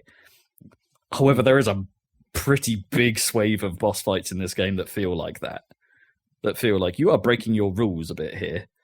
And I have a bit of a problem with that, I think. I think this is like a thing I now struggle with in video games, is that if something doesn't affect the enemies in the way that it affects me, that takes me out of it, and this is full of that. Yeah. Which is a shame. Like if you get hit, you get staggered immediately, for instance, and you can get hit multiple times whilst staggered, which is a nasty place to be because you're then like trying to do something with the block, and it's never going to work because you're in the middle of a stagger. It's like a fighting game. You're being comboed. But that doesn't work on enemies in this game. You don't really combo them. If they're staggered, that might last a hit or two, but then they get their block back, like in an instant, and then you're boned, and you have to try and back out. And some of that timing is often super frustrating. Like, so you'll unleash a move because you've got their block, you've knocked their block bar out, and you go, all right, okay, I've got some time to whip out a power here. And you whip it out, and they just block it right in the middle of it, in the middle of the sequence, and it's like, oh god damn it! So you're stopping me from using the powers I'm unlocking, to the point where I don't think I really used many of the actual powers I unlocked particularly all that much. I just did the combat using most of the basic techniques I had from the start of the game, because it never felt like I could particularly or reliably use the more powerful attacks that took time. There were a few tricks I picked up towards the end, like I didn't realize. Look, obvious things I really should have toyed around with, but I don't know. It felt like the game discouraged me from, like, its core combat discouraged me from toying around with its systems because they didn't work all that well or all that often. Like little things, like the bits towards the end where it's like, oh, I can actually take out larger games some of the more tricky stormtrooper-y type people by pulling them towards me and just stabbing them with the lightsaber. Right. Like, 'cause it did a special thing. I pull them towards them and then it goes into a like stab them through the chest sort of thing. And on a lot of people, that's an instant kill. Yeah. And it's like, oh, right, okay, cool. I can spend my force to take out people I don't want faster if I use that approach. But then that doesn't work on everyone. And so that's difficult to try and remember who it works on and who it doesn't. And I generally found the targeting of the force powers like an absolute friggin' nightmare. So if I wanted to do a push on a specific enemy, for instance, or pull a specific thing that I knew I could pull to then throw back at someone, for instance, like probe droids, you could pick them up and chuck them at people, which is really cool. Like probe droids are kind of cool anyway, but there's like just being able to throw one at someone is kind of nice. But getting it to pick up the right thing, it proved incredibly difficult. I find that like lock-on systems in general in games that aren't based around it primarily are really hard to use. Like Z targeting in Ocarina was fine, but I can't even use the one in God of War, right, which exists, and they always have like super subtle UI, right, where there's like a small red dot on the thing that you've locked onto. This has exactly that, and it's like I just don't use it in any of those games because I can't. And like Z targeting was great. You had to hold down the button; it went into crazy letterbox mode or whatever. Like, why can't games bring something like that back? Yeah, gave you a big marker over the thing. Like, so you've got that here, but it's a little awkward in that because you have to press right stick down to activate targeting mode. And then it does the red dot thing on the nearest thing to the center of the screen. Yeah. But then if you want to shift your targeting, you can unlock relock by deselecting, then moving the camera and reselecting, or you can press the right stick in a direction and it'll attempt to move the target but it has to be someone you can see, I think. Right. Like if they're off screen or behind you, you can't just shift your targeting. Which, is a problem when you're getting swarmed and there's loads of dudes around you and you can't really move your camera around that well to see what's going on. I mean, but I really struggled with the targeting system. It's fine when you're in a one-on-one. Like, there's absolutely nothing wrong with that. In fact, that makes it better. Like, if you're down to one-on-one, then target someone and fight them like that.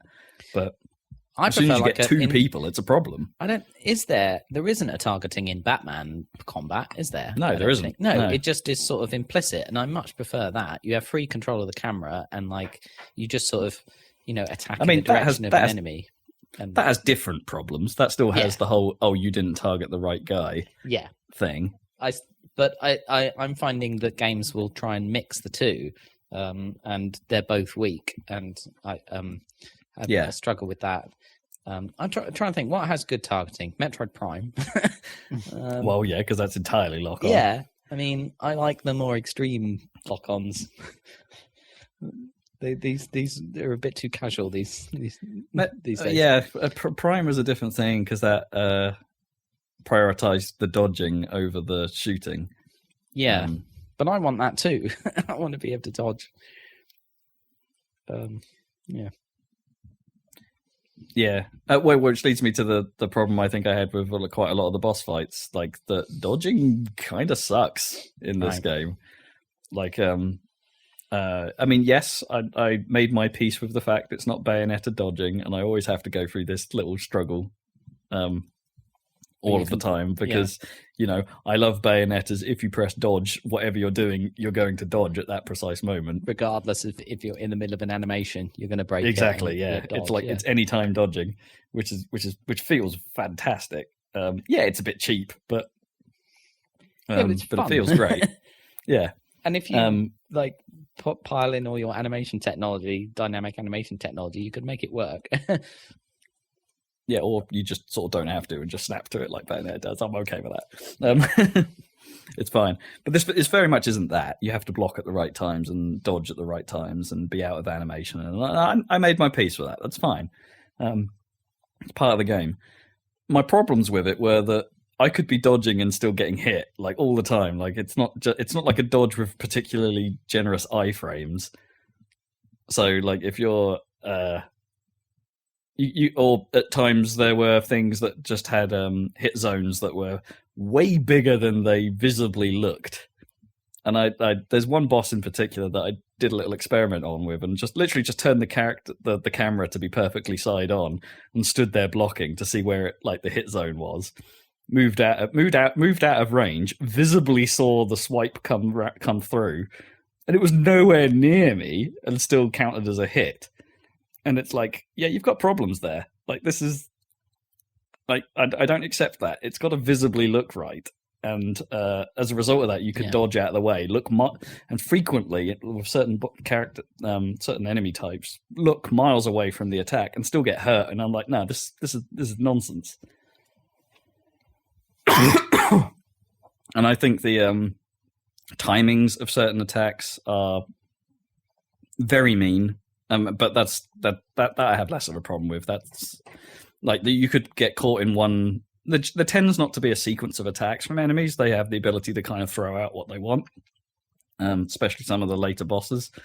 And so you could get stuck where they're throwing out a specific sequence of moves every now and then that it's almost impossible to do anything against. So you might block a few or parry a few of the attacks, and then normally what would be is there would be an opening for you to then strike. You've parried a few attacks and they'd be staggered a tiny amount. So it's like, all right, I can probably get one sword swing in there, which works 90% of the time, I would say. But then there's that 10% of the time where they can throw an instant out that just hits you. And it's like, well, how am I supposed to predict when my opening is? If there's a way you can get out of a stagger with an attack, it's like, great. That seems like bad design to me. Yeah. Coupled that with the fact that there are certain attacks that just feel utterly broken. Like your own attacks or enemy attacks? No, the enemy ones. Like the big bad. I guess the main antagonist for the game that you fight a couple of times has a overhead attack that is tracking in all the worst ways. Like. They'll jump into the air, they'll hover above you and slam down to the ground, except whilst they're hovering above you, they are basically, it's not like their directionality is fixed and they're about to come down there. It's like, no, that directionality moves around you and follows you. So you kind of, like the dodge window is so unbelievably slow and stupid looking. It's like, it sucks. It really does. Yeah. But that's the thing. It's like, it's peppered with these bad things all over. And we talked about some of the visual problems I had as well. Some of the animation is proper jank in spots, and the camera is sometimes atrocious. But I kept playing it. I kept coming back. There is something to it. There's something about how like a parry feels. There is something about how managing a group of dudes well, or taking on an enemy that you've taken on 1,000 times, but then you suddenly manage to do it without taking any damage at all, feels. And those little victories here and there, that is kind of compelling. And, it's always fun to kind of stab a stormtrooper, I don't know.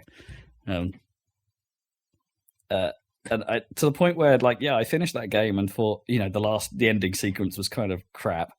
And thinking, that last boss fight was awful and was, why am I even playing this? I'm not going to go back to it. I'm not going to go do the collectible run. I totally went back and did the collectible run. Oh, right, okay. And got 100%ed all the stuff, all the collectibles in the game, and I don't regret it. Like, I don't know, there's something about that. But then I went into the combat challenges that unlock when you finish the game, and I don't want to touch those with a barge pole. They suck because they always end in. So the ones I've tried so far always end in a terrible boss fight that I've already done and hated. Like, it seems universally to end in the worst parts of the game. Yeah.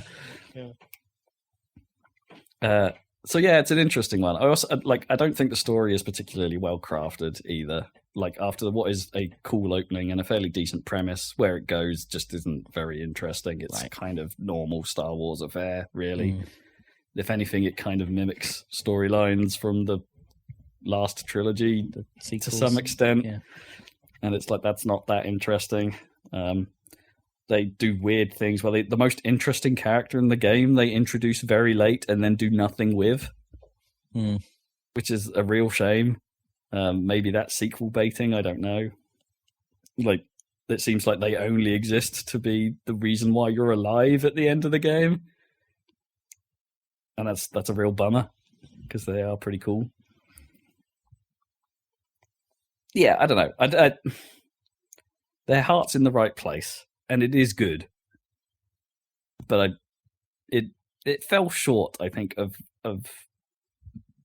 where I think it where it felt like the media had positioned it, or where it felt like everyone thought it, how good they thought it was. Do you know what I mean?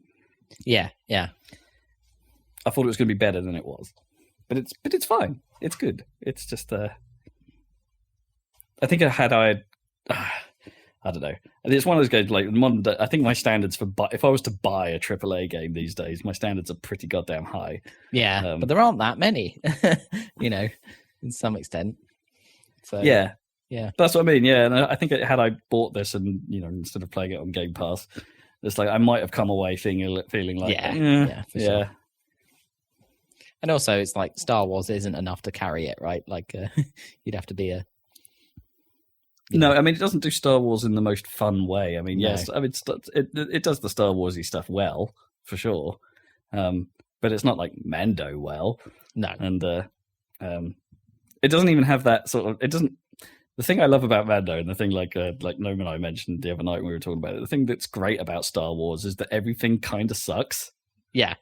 Like, all of the technology is kind of bad, busted, and weird. Yeah. And I didn't really get a lot of that here, if you know what I mean. Like, none of that sort of. It was almost clinical Star Wars. Yeah, almost.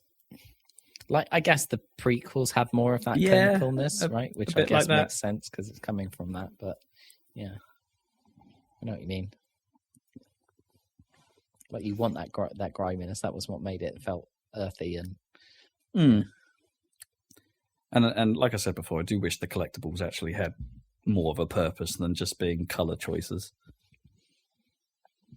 Feel like your poncho. Naturally, I ended up picking the poncho that looked the most Red Dead in the end. Right, yeah.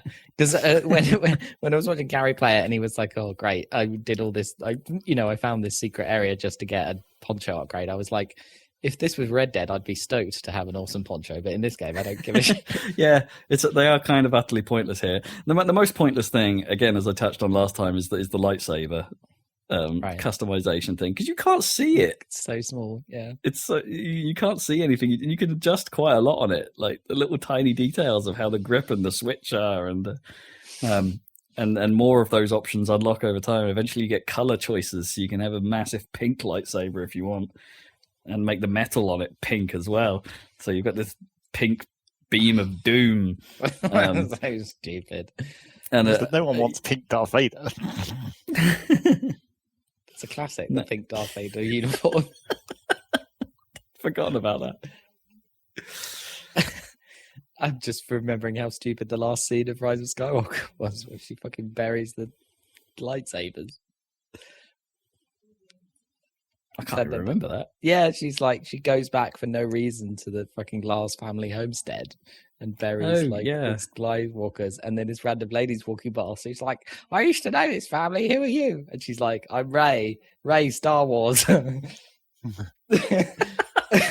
Sorry, Skywalker, whatever. No, that would have been even funnier. Yeah. On Ray Star Wars. That's basically what she was saying. Cut to credits. I mean, ridiculous. Oh man. Yeah. But she got her fucking whatever yellow the yellow lightsaber or whatever. What did she have in the end? Well, they do this thing. There's a sequence in Jedi where it's like where they make it suggest like you can make these things whatever you want. Like he holds a crystal up to the light and like angles it in front of the camera, and that's how you pick what color your lightsaber is at that point in time. Right. Like they can just be whatever you want. It's not a thing. The whole blue-green thing, not a thing. Well, I think that is technically sort of canon, though, right? That they say that now, they only choose blue and green because it's sort of traditional. It's not some kind of like intentional manufacturing process or whatever. It's a cultural thing. Right. But no one, it's only ever blue and green and red for baddies, except for Mace Windu. Right? I mean, that's literally it, right? I think there was a couple of yellow ones lurking around in some of the background Jedi. Definitely in the games, but I don't know about in the film. You can have an orange lightsaber if you pay money for the premium content. Orange is a premium color. And the only reason Mace Windu has a purple lightsaber is because Samuel L. Jackson asked George Lucas if he could have a purple lightsaber, and George Lucas was like, fuck it, sure.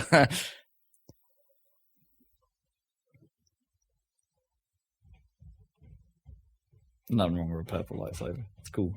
Well, that's the colour I chose in KOTOR, I seem to remember. But I had two, dual wielded, with a short one and a long one, right? Like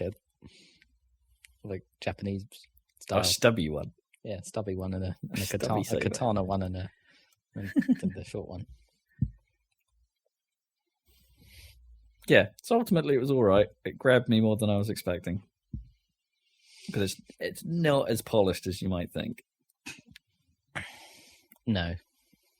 Yeah, they haven't quite got the Metroid Prime, the Metroidvania-y stuff quite right. They need to have some other system at play here. Still sad. I mean, it probably wouldn't have been amazing, but still sad that we never got to see that 1313 thing. That did look cool. Yeah, that's vaguely interesting still. That was definitely grimy Star Wars. Grimy Wars. Grime Wars featuring Skepta and Stormzy. Brup, brup. What else have you been playing? Not a huge amount else, to be honest. That was the bulk of it. I've started playing Gears 5 Hive Busters. What is that? It's their free, well, not free. It's their DLC campaign that came out pretty recently, which is obviously free to Game Pass subscribers.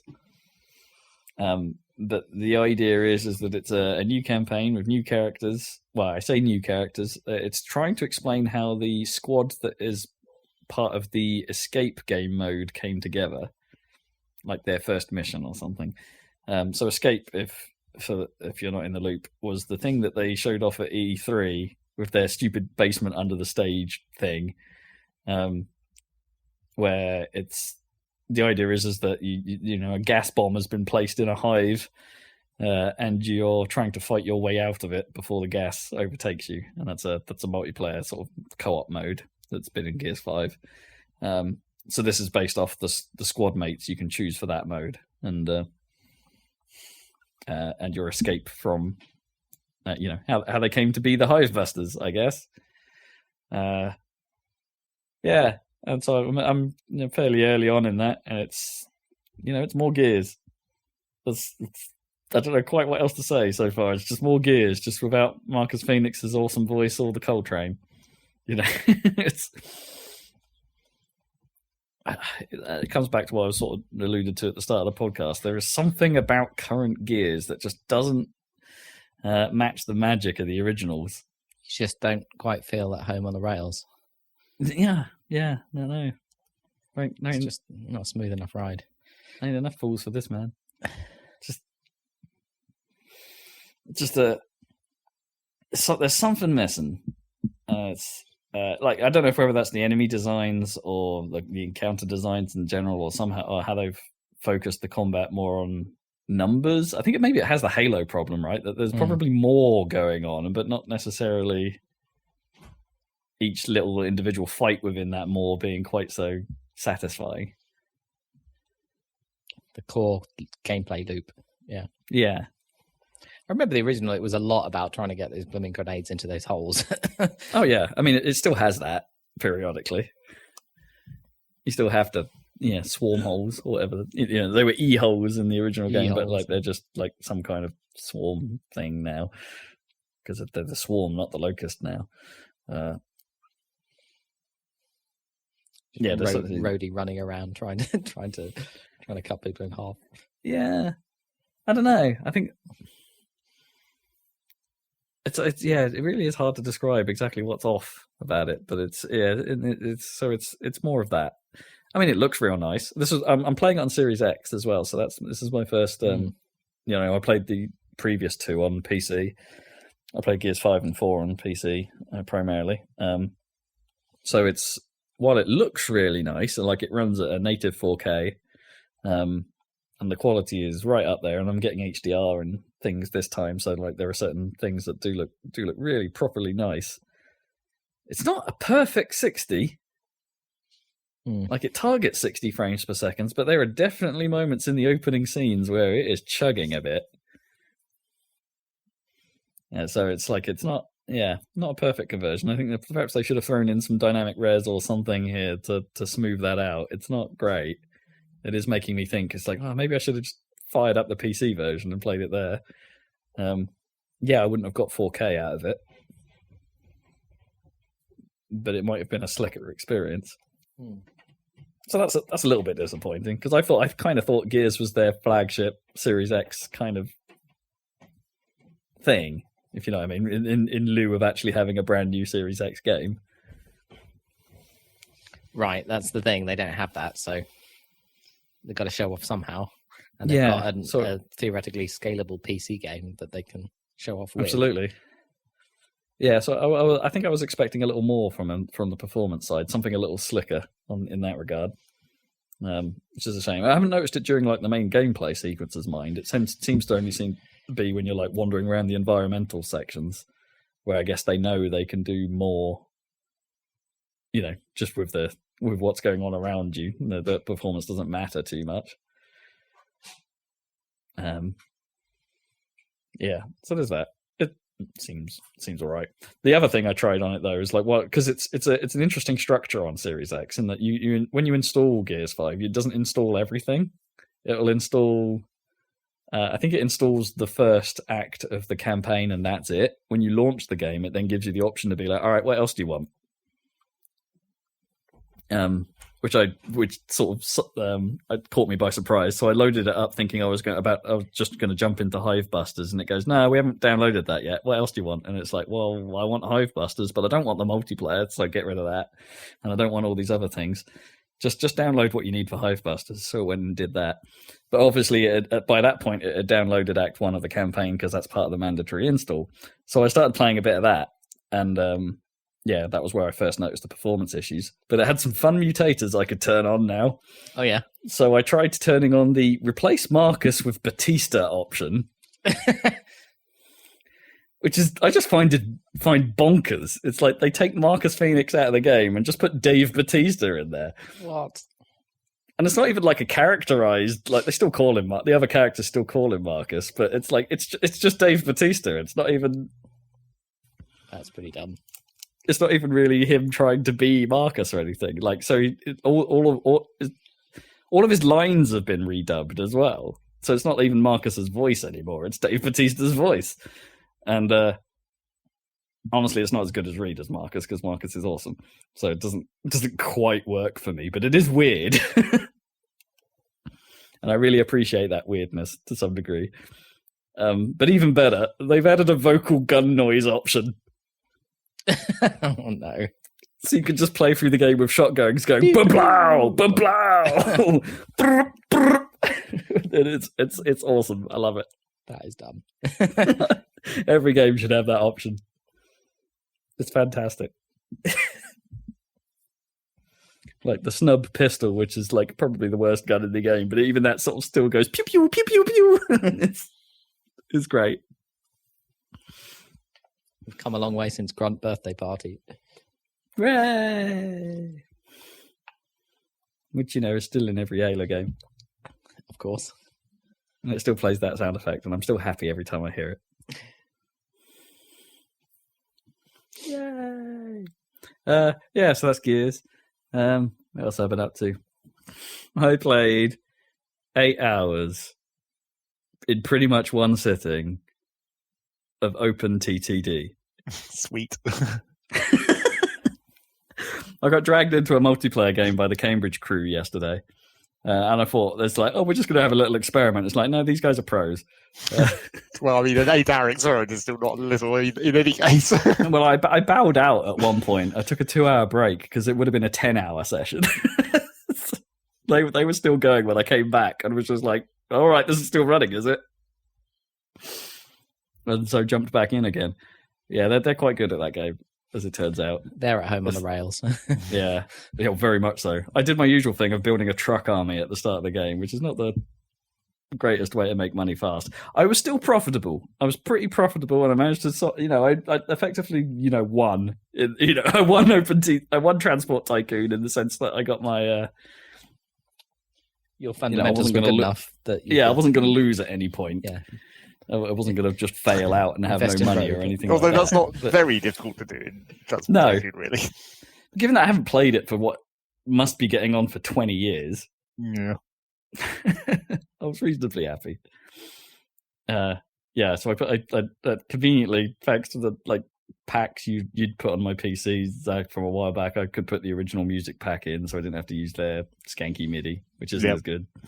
I was using their sound pack though, as opposed to their the original sound pack, just because the quality's a little bit crisper, but it's not. Sometimes they're kind of okay. It was okay. The main thing is the graphics, though. Yeah, so I pulled down the Z-Base graphics pack, which is the HD basically. Yeah.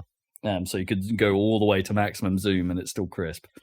And that seems fine. I think it loses some of the character. Yeah. Of the original, but it's I think on my display, I think I prefer it using that. Because that's the other thing. If you're running on a 1440p or a 4K monitor, as one of us was, that interface is tiny, super tiny. Yeah, and there are options to double it and quad it, but they look awful if you do that. Because it's not even doing any filtering or any kind of clever vectoring. It's just pixel graphics scaled up, and it looks bad. So yeah. It does mean you can then have just a billion windows open, though, at once. Yeah, that is kind of helpful. Because, sometimes you need to have every train on a certain line open at the same time. Yeah, because I ran into that problem eventually, where one of my train lines was just so problematic.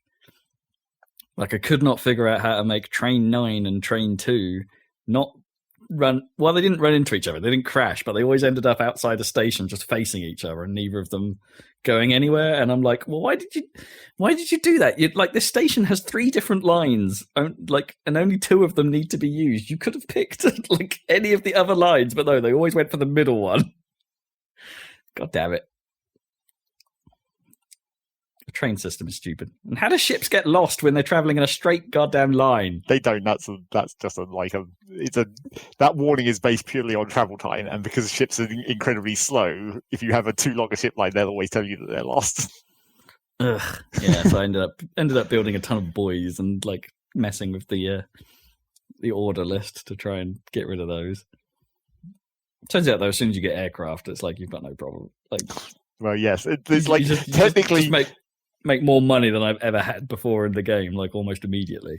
Yes, technically that is the main problem with if you're playing that in a multiplayer game where the goal is to win or get the most money, then it just turns into aircraft wars, which is not really that's no fun. Railways are always cooler. That's what I mean. Yeah, a lot of the players after will just be like, "Yeah, I'm bored of the helicopters now. I'm just going to make stupid ass rail lines." And there were some stupid ass rail lines going on. And in fact, there was one There was this bit of road because you can't build like diagonal roads in that. Like they always have to be at right angles. So there was just this one road that was just like a constant zigzag that someone had put a sign on it saying this is the colossal butt road. And it's just like, yeah, okay. It seems like they should adjust the aircraft then, because maybe that wouldn't be true to the game, but like, well, I mean, I think there is some balancing even in just like base OpenTTD that makes it less stupid, but it's still stupid. Yeah, because in real life it's pretty niche, isn't it? Air freight compared to rail. I mean, I wasn't even using freight. This was just passenger. Yeah, I see. Ridiculously overpowered. Yeah, that makes sense. Actually, I think passengers are actually more overpowered because like the like return on passengers falls off much quicker with time. So transporting them by plane between two places far away, because you're transporting them so quickly because the planes are fast, you make so much more money. Yeah, that's like real life, I suppose. Yeah. So that was more fun than I expected. Honestly, I sort of went into it with some some reservations to be like, is this really what we're doing? It's like we could be playing Ultimate Chicken Horse. Well, also the other trouble with multiplayer Transport Tycoon is like you have to agree not to be dicks at a certain point. I mean, it was a fairly gentlemanly arrangement, but there were certain moments where there was where there was some backhandery going on, like buying all the there were certain things about Transport Tycoon I clearly didn't realize were things. Like, so people were like doing the thing where it's like there are only a couple of players that had like truck networks going, and it's like then you do the thing where you block all the roads by causing roadworks. Towns to renew their roadworks. That's definitely a dick move. Yeah, or buying up all the land around an area so they can't finish a train line. That's something. The real dick move. Yeah, the buying land thing is so ridiculous. I see. I didn't know that was a thing until they started talking about it. I'm like, sorry, what? What are you doing? It's like really the only like. The legitimate use for that, as far as I'm concerned, is like when you're about to start up, like pumping a town to make it grow, you buy up like the place where your train station is going to be, so that the town grows around that area, but you don't have to immediately build the train station there.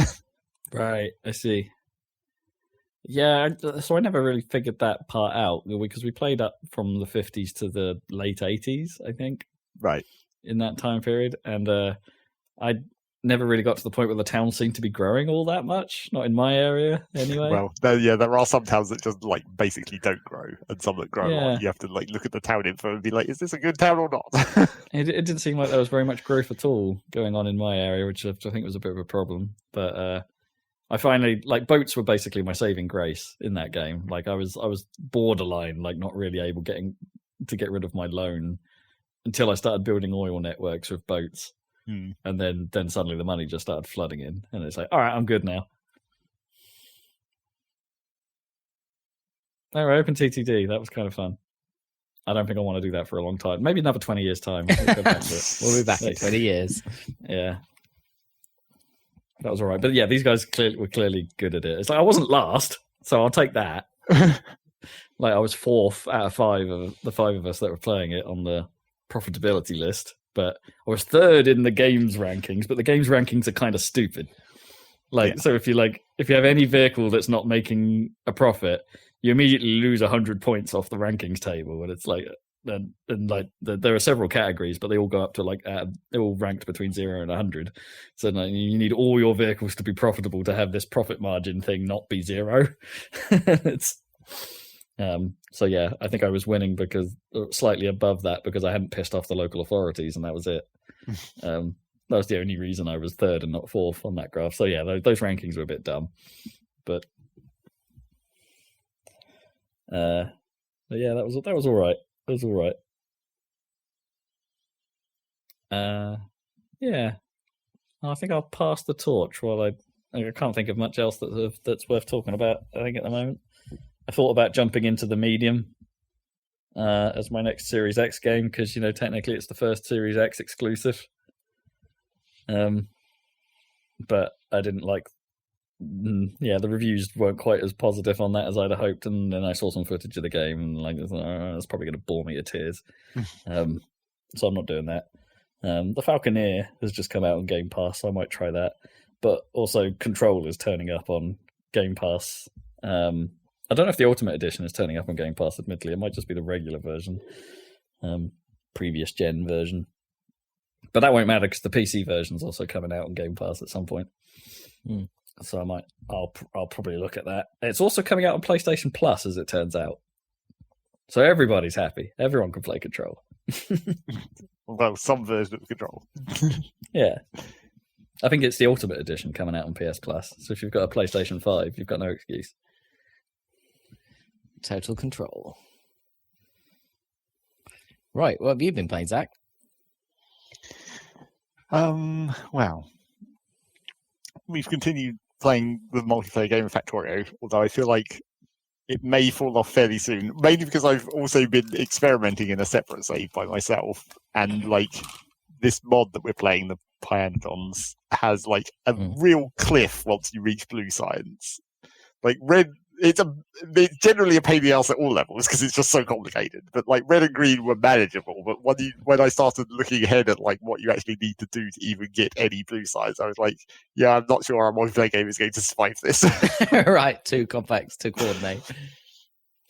And the other thing that's been a problem for us in multiplayer is because we didn't know better at the start when we first created the map, we're using like default Factorio beta settings for the enemies.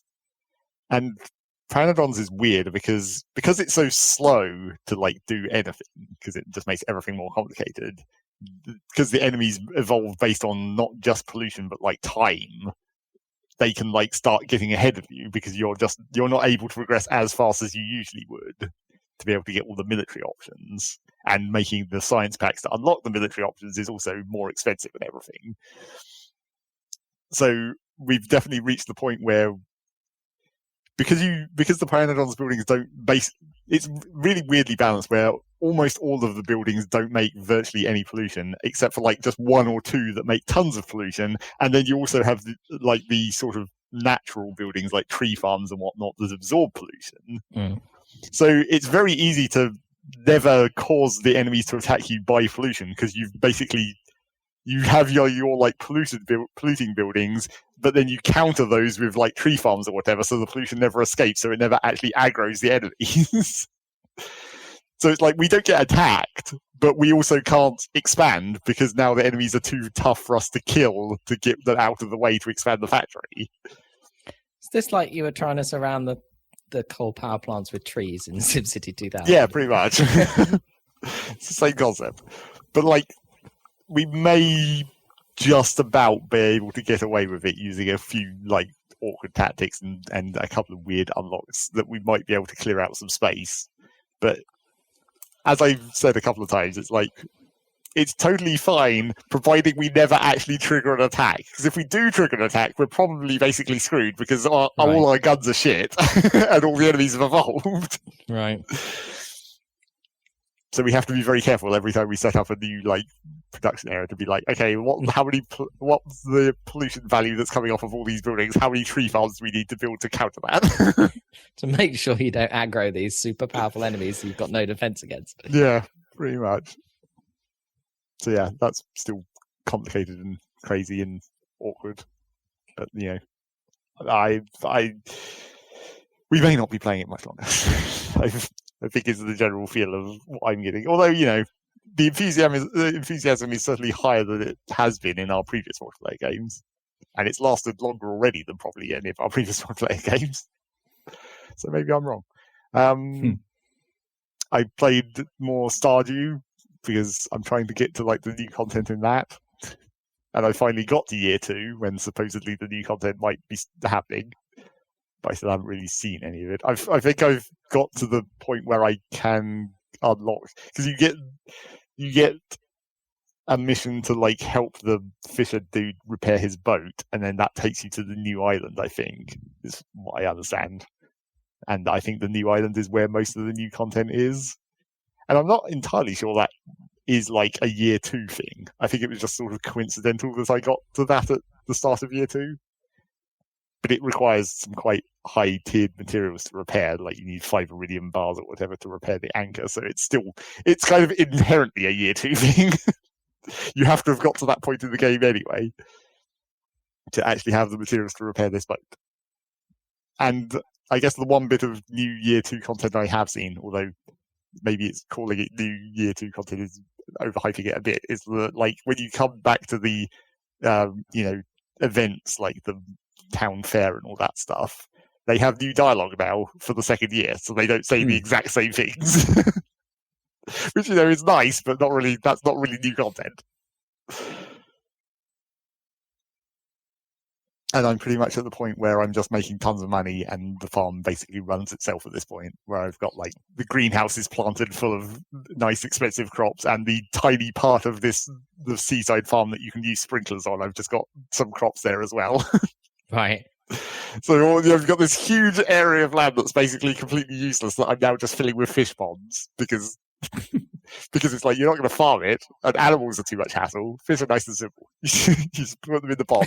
Fish are simple. Occasionally, they want you to throw in a item to upgrade the capacity of the pond, but then that's it. Then they just generate items over time.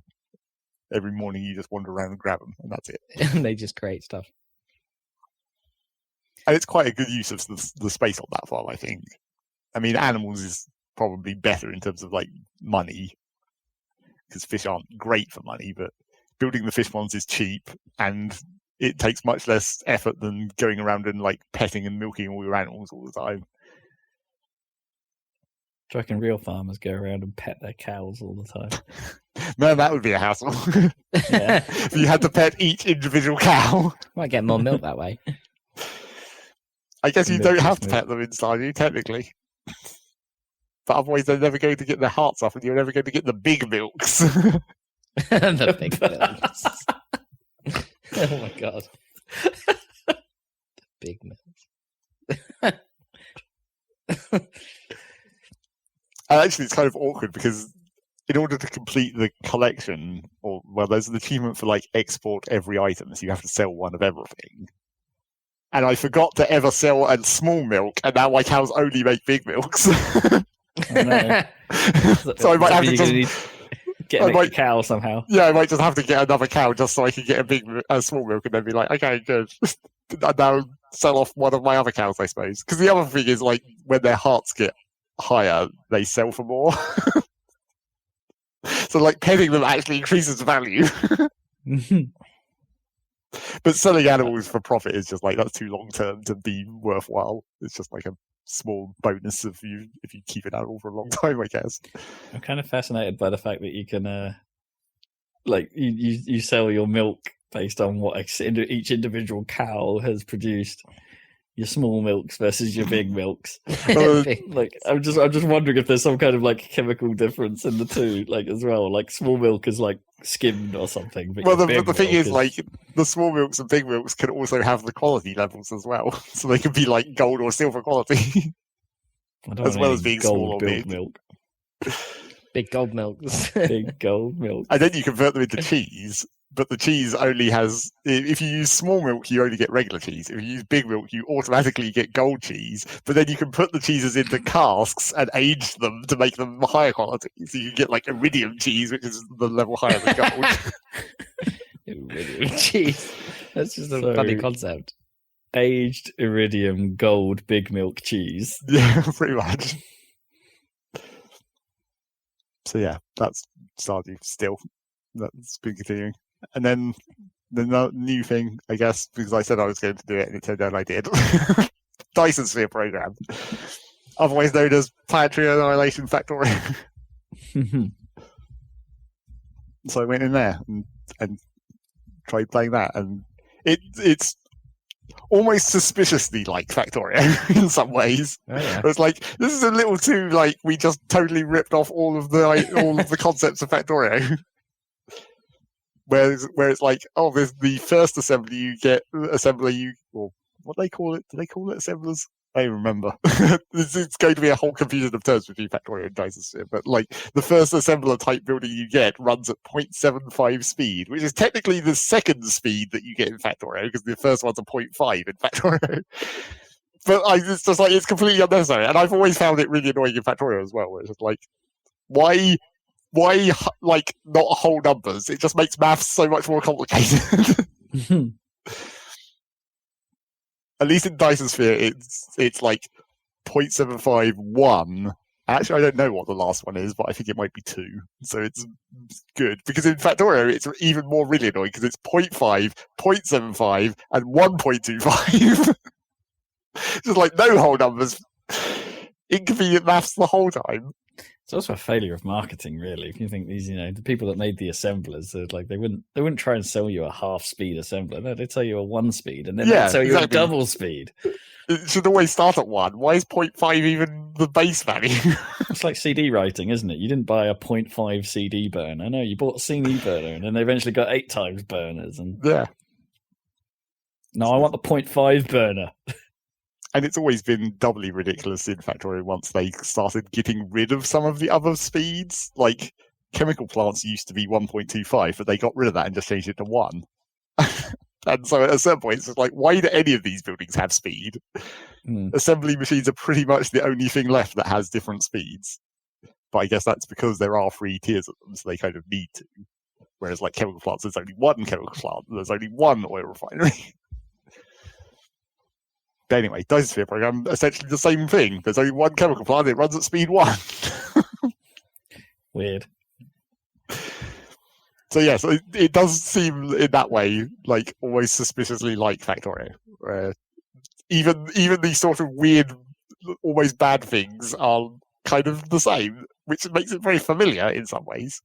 But the one thing that Dyson Sphere Program is definitely lacking, which again, I mentioned this in the Game of the Year, is just like Factorio has again ruined every other game of its genre by just having blueprints and copy and paste and all those awesome features. Because as soon as you get into Dyson Sphere, I'm like, oh man, this sucks. Every time I have to demolish something and you have to like individually click or drag along a line of belt. So it's just like, I just want to drag select this and have robots destroy everything. Because actually in Dyson Sphere, you start essentially with construction robots that you'd have in Factorio, where like whenever you build anything, a little robot flies out and actually places it. So it's the same when you're demolishing things. For some reason, the robots don't come out. The buildings just instantly go back into your inventory. But you can't like drag select to do big areas of demolition or anything. You have to individually click on everything, which kind of sucks. They must be playing Factorio. I guess they just haven't got around to it. Maybe. Well, I mean, obviously this is also early access, so things are going to change. Yeah, so yeah. That could well be a feature that they'll get in. Well, actually, I think drag select demolition will probably be quite an early feature because people have definitely been complaining about it. So the problem is that they've ripped off Factorio, and the problem is they haven't ripped it off enough. Yeah, basically. But also, like, in much the same way as Satisfactory is having the problem of the Factorio blueprints and how they're going to get that to work in Satisfactory, Dyson Sphere might have the same problem slightly of it being a 3D world. But in Dyson Sphere's case, it's because you're on a sphere. Right. Because, like, when you're at the equator and you're on a square-based grid, as you go further north, the lines start to converge. So the grid, like, changes shape. And they've tried to counteract it by, like, there's a certain point where as you go further up the north, there's just, like, a break where the grid doesn't align any longer and it resets the squares to, like, full size. And then that happens again further up towards the pole. But they haven't quite done that enough because towards the top of each of those grid sections, you can get cases where buildings don't align the same. Like you can't build a belt immediately next to this building any longer because it slightly overlaps the hitbox or whatever. There must have been a better way to organise the grid for that, surely. I don't know. Making grids on spheres is always a problem. Yeah. Like hexagons is technically the best option, but that makes the whole game completely different. Yeah. Hexagons are the best of guns. Yeah, pretty much. But yeah, so that's kind of also it's kind of making me just build at the equator, which is, I guess, a sort of a gameplay mechanic. I'm just like, I want to build where the grid is most grid-like and kind of avoid these problems. Avoid the polar regions. Well, you do want to build on the polar regions for certain things, like if you want to use railguns to launch solar sails into the Dyson swarm, you want those at the poles so they have the longest amount of sunlight because of the polar day or whatever. Or if the planet has low axial tilt, so they're permanently in view. Which is actually where it gets really cool. It's like for as much as it feels like a slightly lesser version of Factorio in terms of like the gameplay and everything, it does have a pretty large amount of coolness factor to it. Because it's actually cooler than I thought it would be. Because you don't get this, you get the swarm before you get the sphere, which is like you're launching solar individual solar panels essentially, and you have these big railguns that shoot them into the orbit. But firstly you can actually configure the orbits, so you can create different orbits. Like you can have multiple different rings of solar panels at different alignments around the sun, and you can set how far away they are and what cool. angle they're tilted at and that kind of thing. It's actually kind of, unfortunately, I was slightly disappointed that it's kind of pointless. Like putting the orbit really small so it's closer to the sun doesn't increase the power output. Oh, which is a shame. But it ought to be inverse square law. Yeah, exactly. But then there'd be no reason to not have the smallest orbit. Yeah, that's true. But you So could there's have that. more surface area, right? So you could have more. Well, yeah, that's true again. But then the Dyson swarm is sort of a temporary measure towards the sphere anyway. Yeah. But so then you have the railguns that shoot the solar sails into orbit, and they actually have to have line of sight, and it's actually the planets are rotating, so you have a day-night cycle, and so they can only shoot when they're during the day essentially. And then the planets can have axial tilt, so if you've got a planet with almost zero axial tilt, then when you build at the poles, you have permanent line of sight to the sun because the buildings are tall enough. The one that can see. Oh, I see. They're tall enough to account for the tiny amount of horizon. obstruction of the curvature of the planet or whatever. Right. But because the axial tilt is low, you don't get polar night or whatever where it's actually facing away from the sun. So I've got one planet in my starter system that has 1 degree of tilt, so that's where I've built all my railguns on the poles. And the same for receiving the power from the swarm as well. You have to build a ray receiver. So one pole of this planet has the railguns, and the other pole has all the power receivers. Right. And then the other thing that is cool about it that I didn't expect is that it's not just a graphical effect; it's actually physical. You can see the railguns shoot the shot, and it actually puts a physical solar sail into an orbit, and you can fly out there and actually see all the solar sails in the orbit. Oh, cool! So it's actually a full physical thing. It's not just some graphical effect that they're doing to make it look good. It actually exists. And if you have multiple planets firing the railguns and you look in the map view, you can actually see the individual shots coming from the different planets at different angles. And then I spent some time trying to work out, trying to almost do physics and try and work out, if I wanted to create an orbit to launch solar sails to from this planet, what would be the best orbital alignment compared to the angle of tilt of this planet's orbit, so that the guns would have the best firing lines for the longest time. But then, unfortunately, the problem with this is it's kind of pointless. It's the Dyson Swarm is really cool and it looks cool and it's a cool system, but the amount of power you can get out of it is so not worth the effort. It's just build regular solar panels on the equator and you'll get way more power. And also, regular solar panels on the equator is a one-time cost, whereas launching these solar sails, they degrade over time. So you're having to constantly replenish them. So you're constantly expending resources for not as much power as you can get with just a boring-ass solar panel on the planet. That's kind of weird. It's kind of maybe the opposite. You'd think the thing in space would have less degradation than the thing in the atmosphere on the planet. Yeah. I don't know. I mean, it in real world physics, it does make sense of you're using these solar sails, and obviously because of the solar wind, they're going to actually get pushed out of their orbit over time and whatever. That's how that would work in real life. But for a gameplay perspective, you want this cool thing that you're spending all these resources to do to be worthwhile. I don't think is there that much. If you've got an actual real satellite in geostationary orbit, does that actually get pushed around by radiation pressure? Presumably it does, but it must be tiny. Yeah, it's tiny. Well, it's only because in the obviously in the Dyson Swarm concept, these are huge ass. Right. They're gigantic. Yeah. They're not. Yeah. And also they're super thin is the other idea. Yeah, it's a huge thin sheet basically in like space. a solar sail, basically. Yeah, basically. Yeah. So that the whole point of a solar sail is to get pushed, right? Yeah. Yeah. Like a sail. Yeah.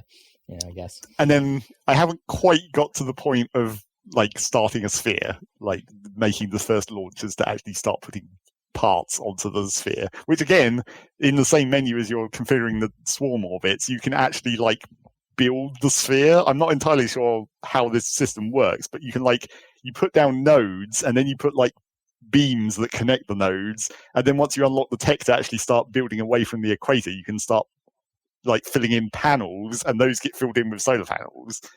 So it's got this whole actual system for building a sort of a custom sphere.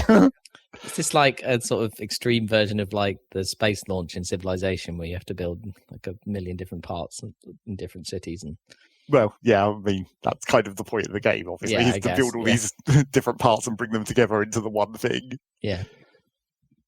And then I've also just got to the point where I can fly to other solar systems. Well, I mean, technically you can always fly to different solar systems if you want to sit there for like 2 hours. Right. But I've unlocked the space warper so I can actually just jump to a different system. And then start thinking about building a outpost out there that can ship stuff back, where you need to build like you have to build the space warpers and then put them into the cargo ships, and then they can use warp. But if you don't, then they can fly between places in like 2 hours if you want. And previously you couldn't stop them from doing that, which was a problem. But there's just been a patch where you can like say, if you're going to fly more than 12 astronomical units, you have to have a space warp. Oh, okay. Do not do that without warp capability. You're going to run out of food. Yeah. Well, it's all robots. Yeah, okay. Well, No actual people. But yes, it's quite nice. It's cool looking, but it suffers from not ripping off Factorio sufficiently. Enough. But I'm sure they'll get to it. Yeah, hopefully. I mean, they have been very active with their patches thus far. I mean, obviously, that's the kind of thing that will happen at the start of early access, where they're just like, oh, we're full of enthusiasm and people are looking at us. So we're going to make a good impression and put out patches. Oh, also, I guess I should mention, because it's not really important, but I guess I should mention, it's a game made by a Chinese studio, which means the localization is kind of bad. Oh, okay. Sometimes funny, but most of the time just like, this is not good grammar. It's actually weird because it's like the tutorial robot thing that tells you about all the items and whatnot is fully voiced, but it's like it's well pronounced English, but it's just reading the bad grammar. Right, so they've got voice artists are just, it's just the scripts haven't been translated correctly. Yeah, it's like they've got a good voice actor who is just reading what's there. Yeah. And what's there is just bad grammar and occasional weird word choices. The one that stuck out to me was when it tells you about liquid tanks, and it's like, what it's trying to say is if you demolish the liquid tank, everything inside is lost. But what it actually says is if you demolish the liquid tank, all the contents will be decimated. That would mean you'd have 90% of it left. Yeah, that's not even technically right. Would it be 90% left, or would it just be 10%? Oh, is that way? Which way round is decimated? No, decimated is you take 1 in 10 out, isn't it? Because that's what it was in the Roman army, or whatever where that word comes from. Yeah. Because you wouldn't want to kill 9-10%. No, you wouldn't want to kill 90% of your soldiers. It's pretty bad killing 10% of your soldiers. Yeah. So anyway, that's Dyson Sphere Program. Also, it's single player only. And it would definitely be cool to do in multiplayer, because you actually could like be in completely different star systems, building completely different bases, and then ship it all into one sphere or whatever. But it's only single player at the moment. If they do put it in multiplayer, it would be kind of cool, I think. Cool. Well, check it out. Early access if you want some slightly less slick but slightly cool or different Factorio. Yeah. And you want to build a Dyson Sphere. I mean, who doesn't want to? Yep. By the end of it. I mean, it's a bucket list thing, if there ever was one. The other thing that I just wanted to mention about it, one more very quick thing that's not quite as cool as I think it should be, is that when you're building the Dyson Sphere, it like you're still only mining like nodes off the top of the planet. It's like, you know, it's like Factorio or whatever, where you're just mining an iron patch. Yeah. And like in reality, when you're building a Dyson Sphere, you have to demolish entire planets to get that out of you resources. You need the mass, literally, right? Like if you're going to build a Dyson Sphere in our solar system, you have to take the entirety of Mercury and probably some of Venus and Earth. I mean, you might need all of Jupiter. I mean, you need a lot of mass, don't you? Well, it's more like the iron content of Mercury, because it's so much iron. But yeah, that is unfortunately kind of a disappointment about Dyson Sphere Program. I was hoping that at a certain point you'd just be like, fuck this entire planet. Rather than mining just these sticky up nodes off the surface. I mean, the planets will end up as the hollow spheres themselves if you just mine everything inside them. Well, but it's not inside, though. It's it's on the surface. That's the weird thing. And it does have, some terrain deformation stuff. Like, if there's oceans or whatever, you can fill them in. You can't dig them out, though, which is kind of annoying, especially because water is a resource. If you accidentally pave over the entire planet and then you don't have any access to water, you might be screwed. But I wanted to see a way to be put all my buildings on basically a ring world, like a halo around the planet, and then just start mining the entire planet. That would be cool. But again, who knows what might happen in the future of this game. Maybe they will get to that point. We shall see. Yeah. Keep an eye on it. And I'm sure we'll have some more reports on it. Well, maybe. Saladcasts, possibly. Cool.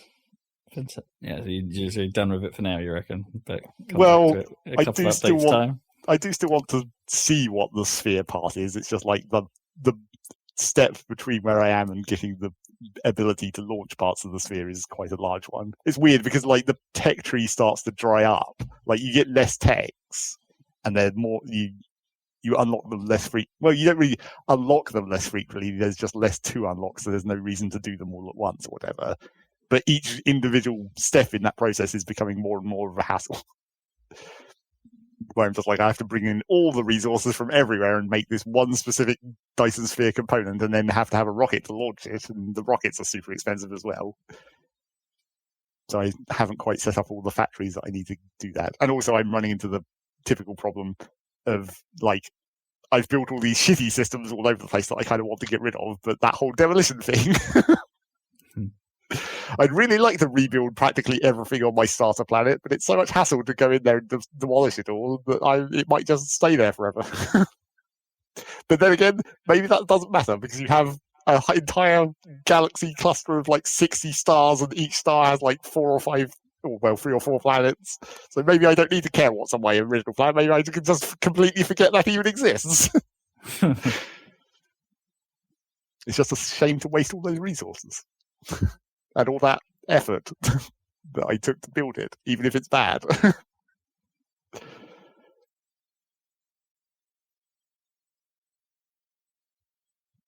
So that's that. Cool. Just that? No. I mean, there's been a small amount of Rocket League and Animal Crossing and that kind of stuff, but not anything much been happening. There's a new event happening in February in Animal Crossing because they are actually managing to continue to update. We're heading towards a whole year. They've nearly done the loop, and then we'll see what the updates are. Right, yeah, for the next year. Cool. I think we're out of time for a Saladcast here, aren't we? Oh, there was one more thing that I wanted to say that games Rob should play maybe. Oh, because there's now a demo of Balan Wonderland. Yeah, I absolutely need to see what that is. I 100% need to see what that is. Apparently, there's quite a lot of Sonic and Knights in it. Well, yes, that would make sense. As you might expect. So maybe I'll play that as well, I guess. Things to do on your Switch, I suppose. Is the demo only out on Switch? Because it's coming out on other platforms as well. I've only heard of it on Switch, but I don't know where else it might be. Okay, I'll have a look. Yeah, I absolutely need to check out how weird this thing is. Cat says hello. So you might hear some microphone rubbing. Well, I guess that does mean it's time to end the podcast if your cat requires attention. Cats are the controllers of everyone. Oh, Cat has no sense of time or boundaries.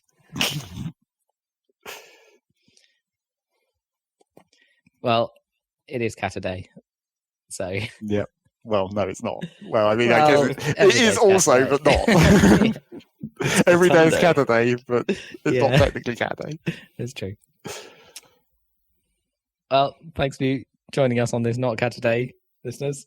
What have we got going on YouTube-wise? More Deus Ex coming, I expect. Yep. There will be more Deus Ex. If you want some Cyberpunk content and your Cyberpunk isn't working, If you want Cyberpunk content as seen through the lens of 2001. yeah, watch me running around trying to whack people with a baton. That's on our YouTube channel. My mum keeps asking me if I'm going to get round to playing Cyberpunk because she bought me the copy for Crimbo. And it's like, have you played that game yet? And I'm like, no, I'm waiting for the next gen patch. And it's like, but Kippers has been playing it. And I'm like, yeah, I know. Kippers is a madman. Yeah. But yeah. You'll get to it when it's rational. Yeah. We will see when that is. Bless her. She tried. And you will hear about it on the Saladcast. But not next week, probably, or 2 weeks' time, because it's not finished. But there are other games. Not finished. Probably Control. We will find out. Probably. So catch you then, listeners. And for now, ta-ra.